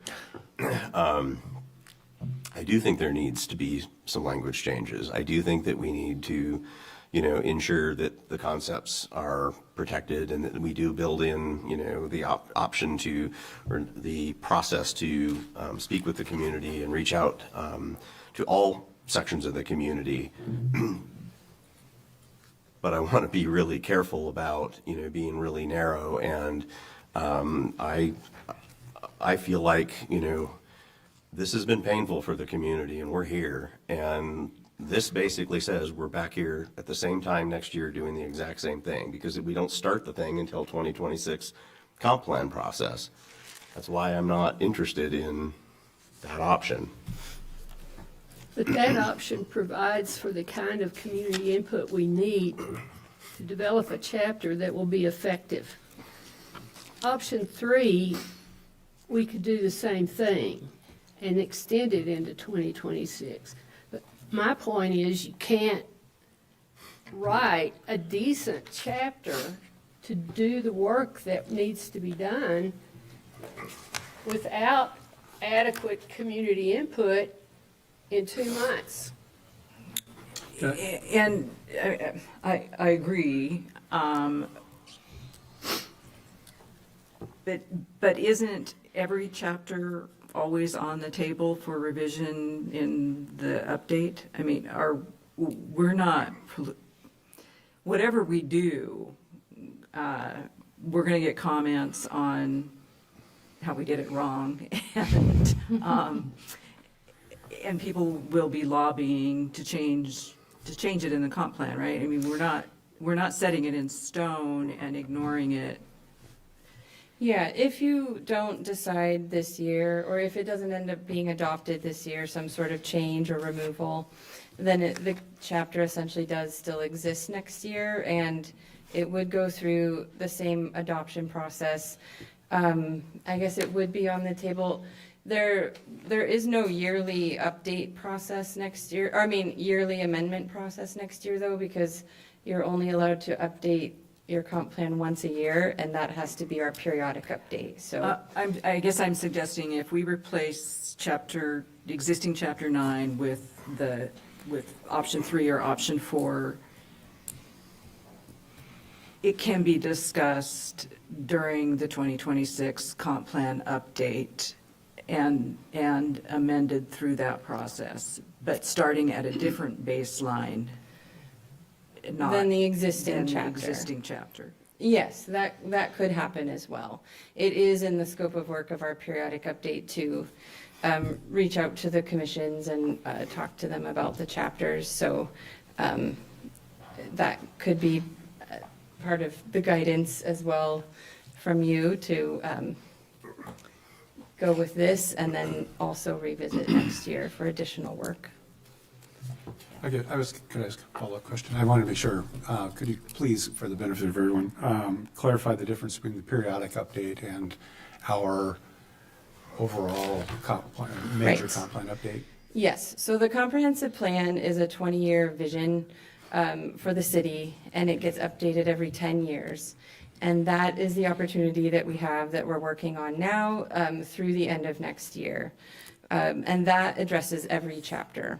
And land use and new job projections and growth projections and land use projections. So, but it addresses any possible existing chapter. So as long as this is an existing chapter, it is something that could be worked on as associated with the periodic update. Okay, so that's where I think I was trying to figure out. So what you're saying is if we were to propose a new chapter, say option 3 or action 3, that's not factored into the once in every 10 or 20-year comp plan update, because it's not being updated, it's something created new. Did I miss that? Or, because my That is feeling is, possible in the periodic update.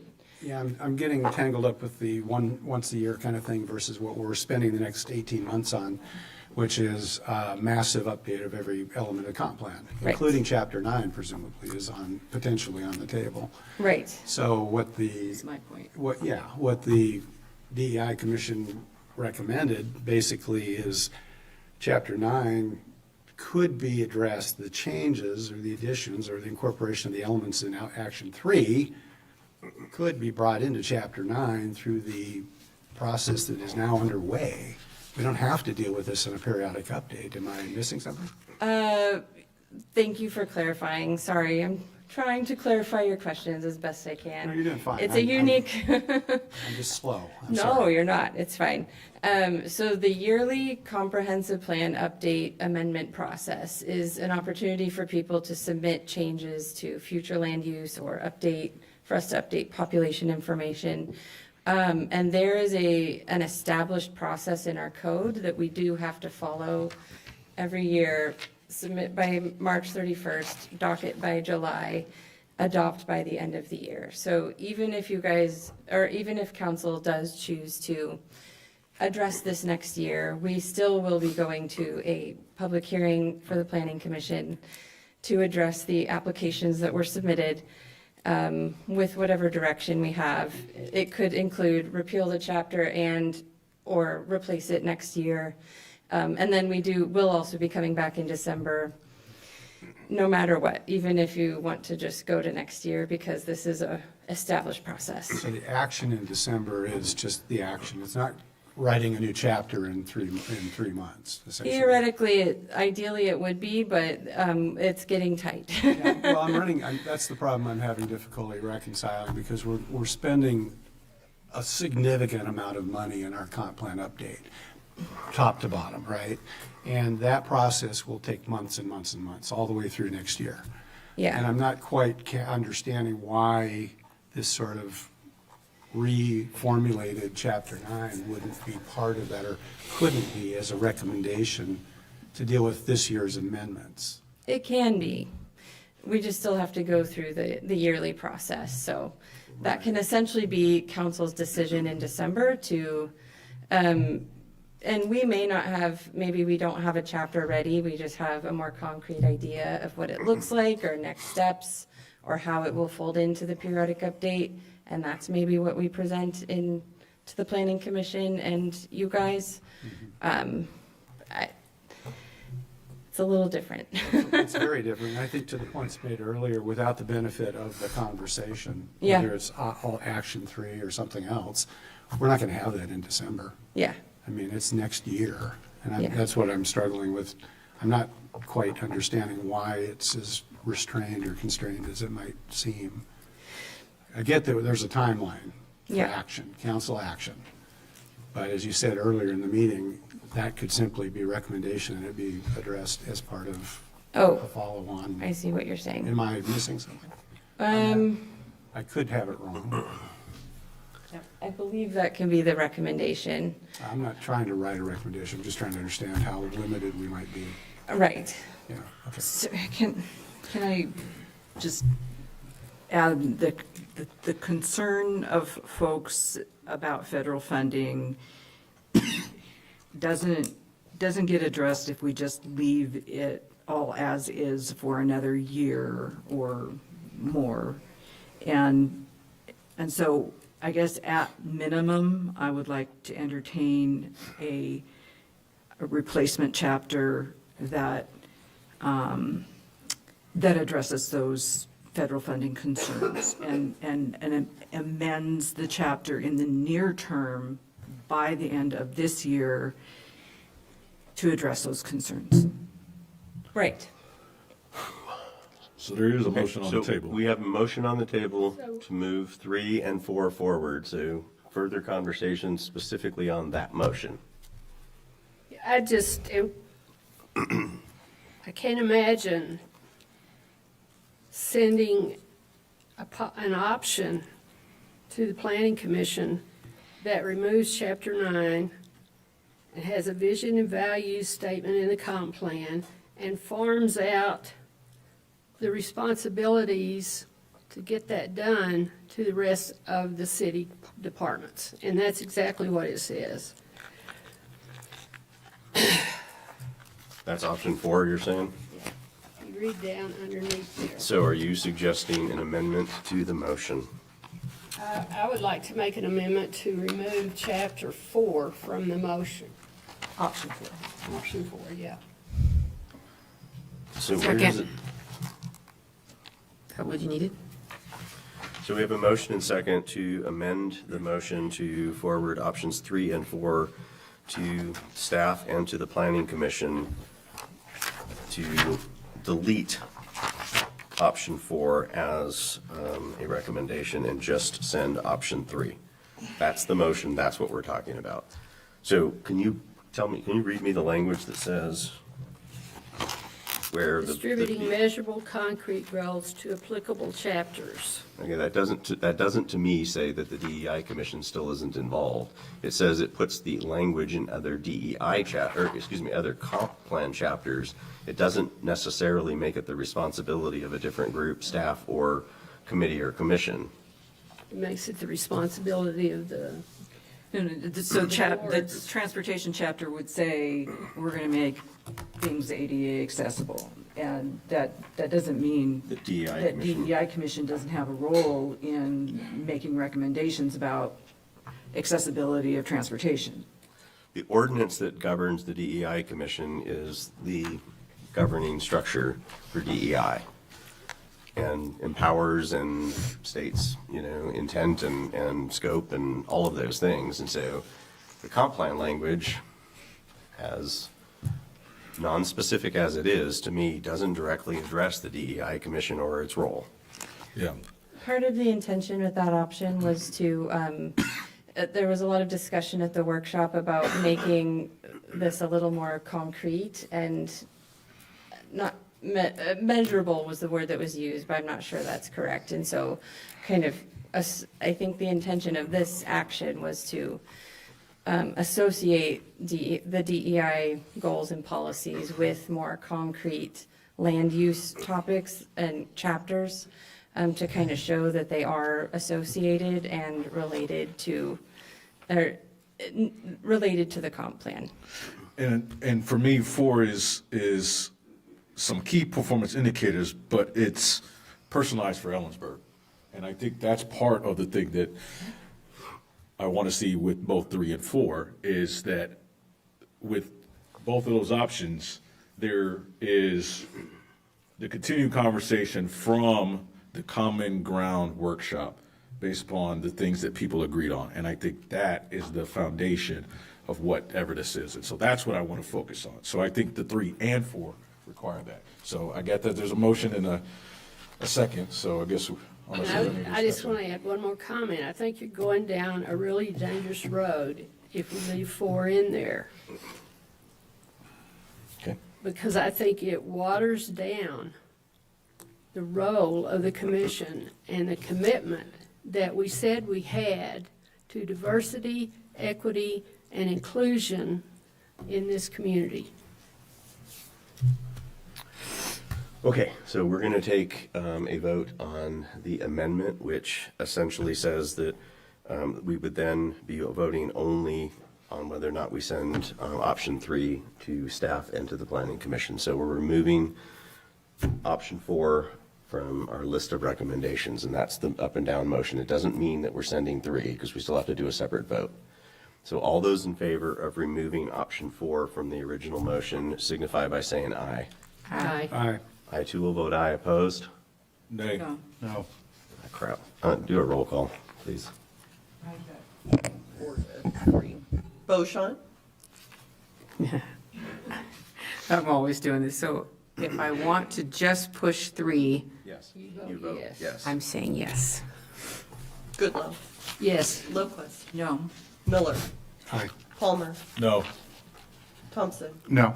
Elliott? Yes. Okay, so now we have a motion for option 3 to send to staff into the planning commission. Any further discussion on option 3 only? If it fails, we can make a different motion. Yes, we can do this all night if we need to. All right. Okay, we're going to take a roll call vote. You ready? Yes. Bosha? Yes. Goodlow? Yes. Lundquist? Yes. Miller? Aye. Palmer? No. Thompson? No.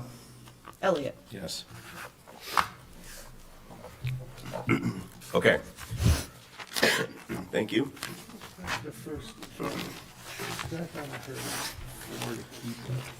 All right, we're moving to item 12A, page 67, manager's report.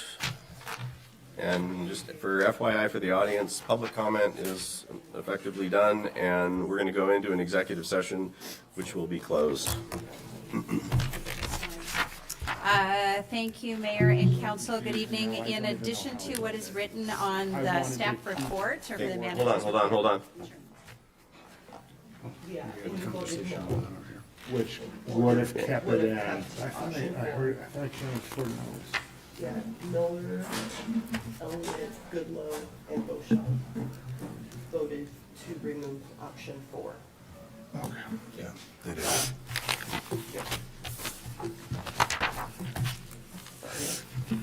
No, that was confusing. Okay, are we ready? Yes. Okay. I was trying to load a photo, but it may not load, so I will go ahead. In addition to the information in the manager's report, there are a couple of things I want to highlight. The city was actually nominated by the Downtown Association for the Heart of Downtown Award, and so we'll have staff going to the award ceremony on November 10th. We don't know if we're the winners of it, but we will certainly bring our news back to council should we do that. What I was trying to demonstrate today is to actually show a photo of the water feature. And so we did post some online. We have finally, Ellensburg has a splash pad at Unity Park. And so we finally got all of the approvals from the Department of Health and turned it on. We had to take some marketing photos just in time to winterize it. So it will be back for 2026 and it's going to be fantastic. And so again, I will share some photos with council. They are online as well. So pretty excited about that. At the dais tonight, you also have just a sample letter in these are template letters. The Environmental Protection Agency requires cities to develop basically a lead and copper inventory. We have to identify which lines lead from the city's main to private residences. And so this is the second round of that. We are not aware of any dangerous lines, but we have to conduct an inventory. And so folks should be getting a letter in the mail if we don't know what type of connection you have. And so you can call our office and we can give you some tips on identifying that. So just long time. This will take us a few years to start mapping all of those connections out. Reminder that we do have a ribbon cutting ceremony for the Reeser Creek Levee November 7th. That's a Friday, 9 a.m. and park on Enterprise Way. And I think we have some information going out about that at the moment. And so I believe that's all I have for the manager's report tonight. Did you say November 11th? Excuse me, November 7th. Okay. So my apologies. Okay, thanks. I thought I heard 11. Let's do council member reports next. Councilmember Thompson. None. Councilmember Palmer. We had Law and Justice talking about our grant process. So I do want to also, before this last Law and Justice, we had a great update from the county on the flock camera system and its use. It's been great as far as being able to help out with the interagency collaboration as far as any issues that are going through the county with the city, and so that's been really great. UAC, Utility Advisory Committee, will continue to have the discussion as far as resiliency in our community. We'll continue that dialogue and ensuring that we're able to support economic growth in here. Case in point, the Winco facility there. County Solid Waste Committee, that will be forthcoming, and then Affordable Housing commission. We got a new member as part of the commission, and we're continuing to look at opportunities to support ADU initiatives in our community. So continuing to hopefully build up some of that inventory of affordable housing in our community. That's it. Councilmember Miller? Last week I had finance, and arts was scheduled, but it got bumped by finance, so I didn't make the Arts Commission meeting. Tomorrow's transportation. Last week before, I was at the planning conference, the American Planning Association in Washington chapter, and it was interesting because a lot of the communities around the state are going through comp plan updates and kind of experiencing some of the challenges with public engagement that we have experienced as well. And everyone's trying to encourage productive exchanges and engagement. So hopefully some lessons learned there. And I did happen to see, it's not related to that, but I did happen to see that another community on the west side went through its comp plan process and is now in a little bit of difficulty with the Department of Commerce because they failed to meet their requirements under affordable housing. So it's unusual, but this is work that is evaluated and has to be consistent with state law. So that's where we all are. So Comp plan on affordable housing specific to what? they failed to, in their comp plan, it's an agent, I don't recall what's the new law, right? They failed to meet the requirements that law has stated in various laws, but it's essentially their comp plan as it's presented.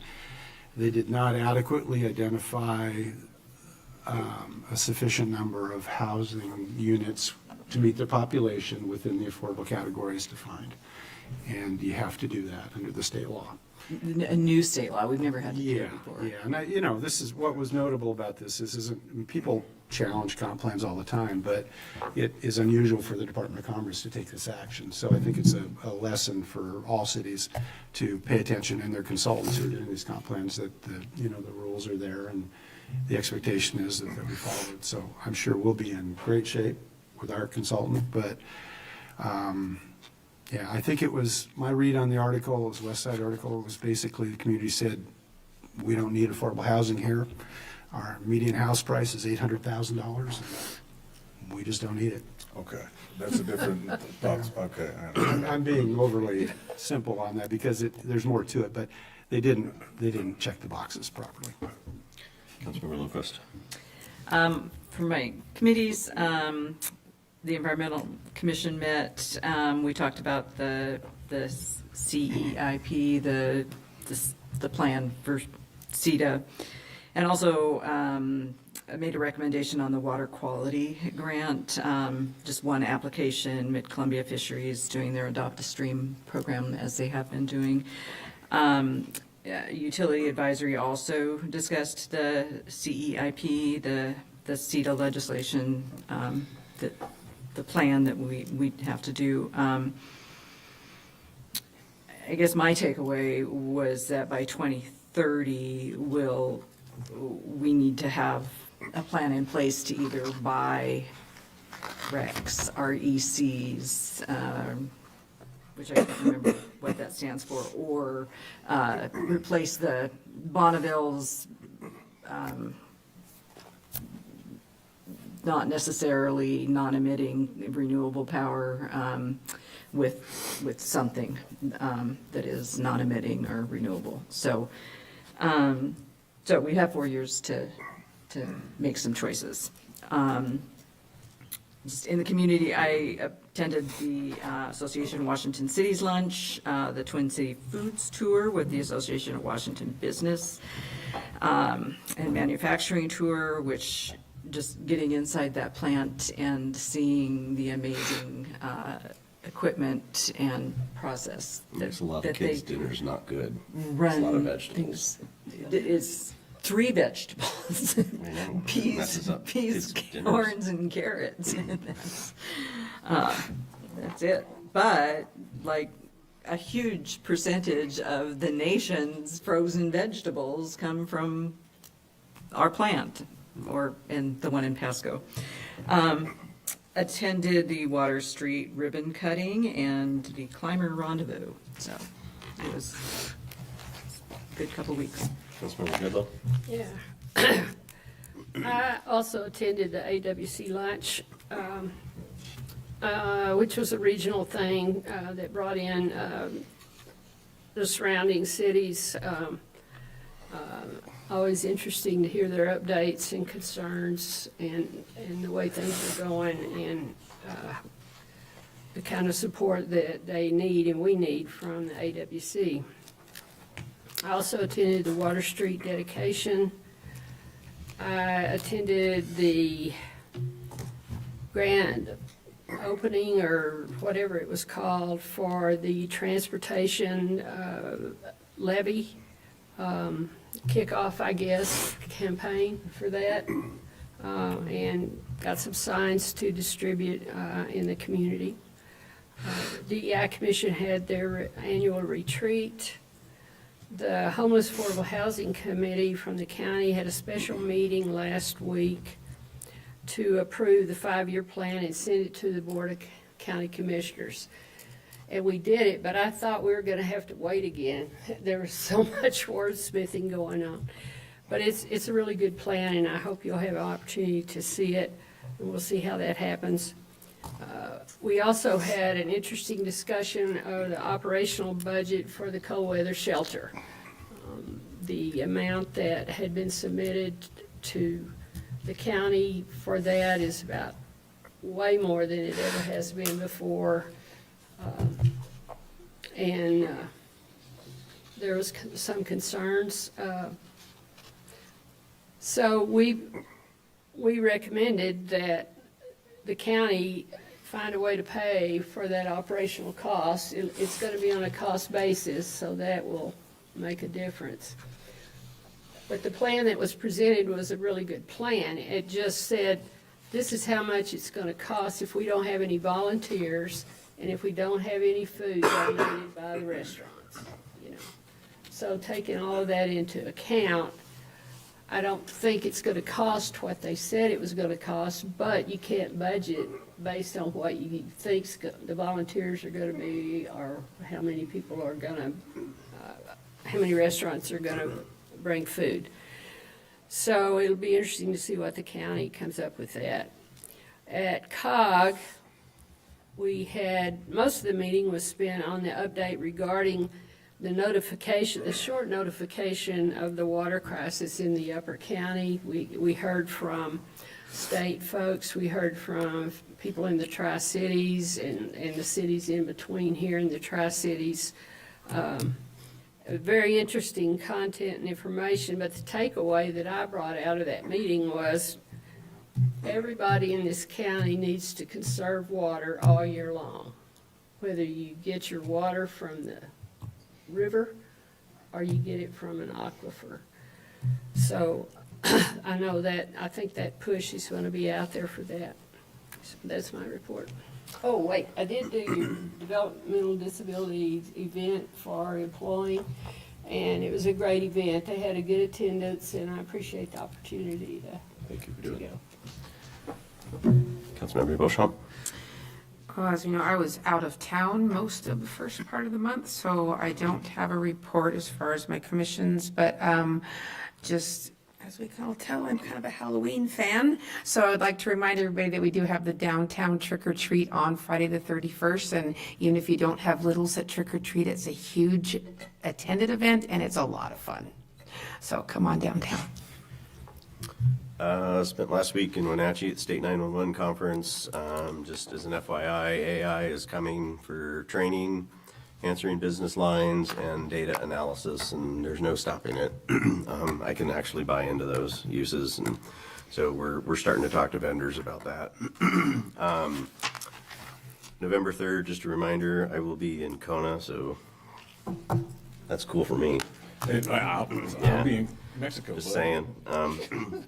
And then we had the KitCom meeting. Operational budget was approved by the board. The infrastructure budget will be at the November meeting. We're balanced, and we did not raise fees at all. As a matter of fact, we dropped user fees. This is the second year in a row there was no increase. This is the first year we actually had a decrease. That probably won't continue, but felt good for 2 years. Take it when you get it, right? And everything's going fairly well. So we are going to adjourn and go to executive session. Do we anticipate action afterwards? So we do not, and we're going to actually ask you to separate this, Mayor. So our first session is a closed session, and so we're going to do that for 20 minutes. Okay. And, 10 minutes. And then we'll need to resume the meeting, essentially come out and do an executive session for 10 minutes. Okay, so we're moving to item 13A, which is a closed session under RCW 4230. We're planning or adopting strategy or position to be taken by a governing body in the course of collective bargaining negotiations or mediation proceedings. So we're doing that. We'll come back in, and then we'll go right into executive session, and we don't anticipate any decisions other than to adjourn. That's correct. So are we doing that in here, or are we going in the other room? Okay.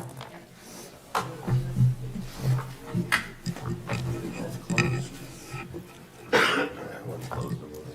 We're in executive session. Apparently they're different.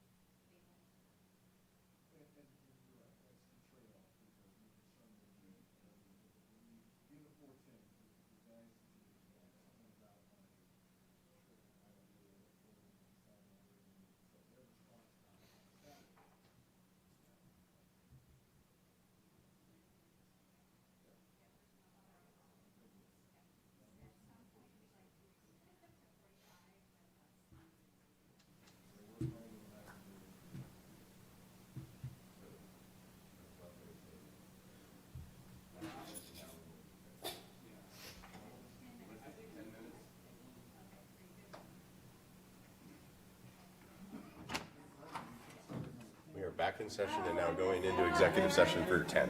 10 minutes. Okay, 10-minute clock.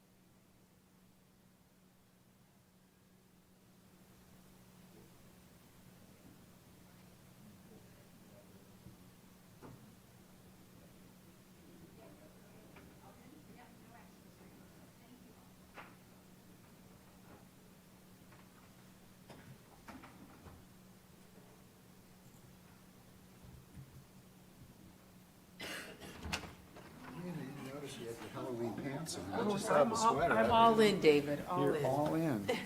That's good. We're adjourned. Thank you. Thanks, Brad. Rich, did you want to keep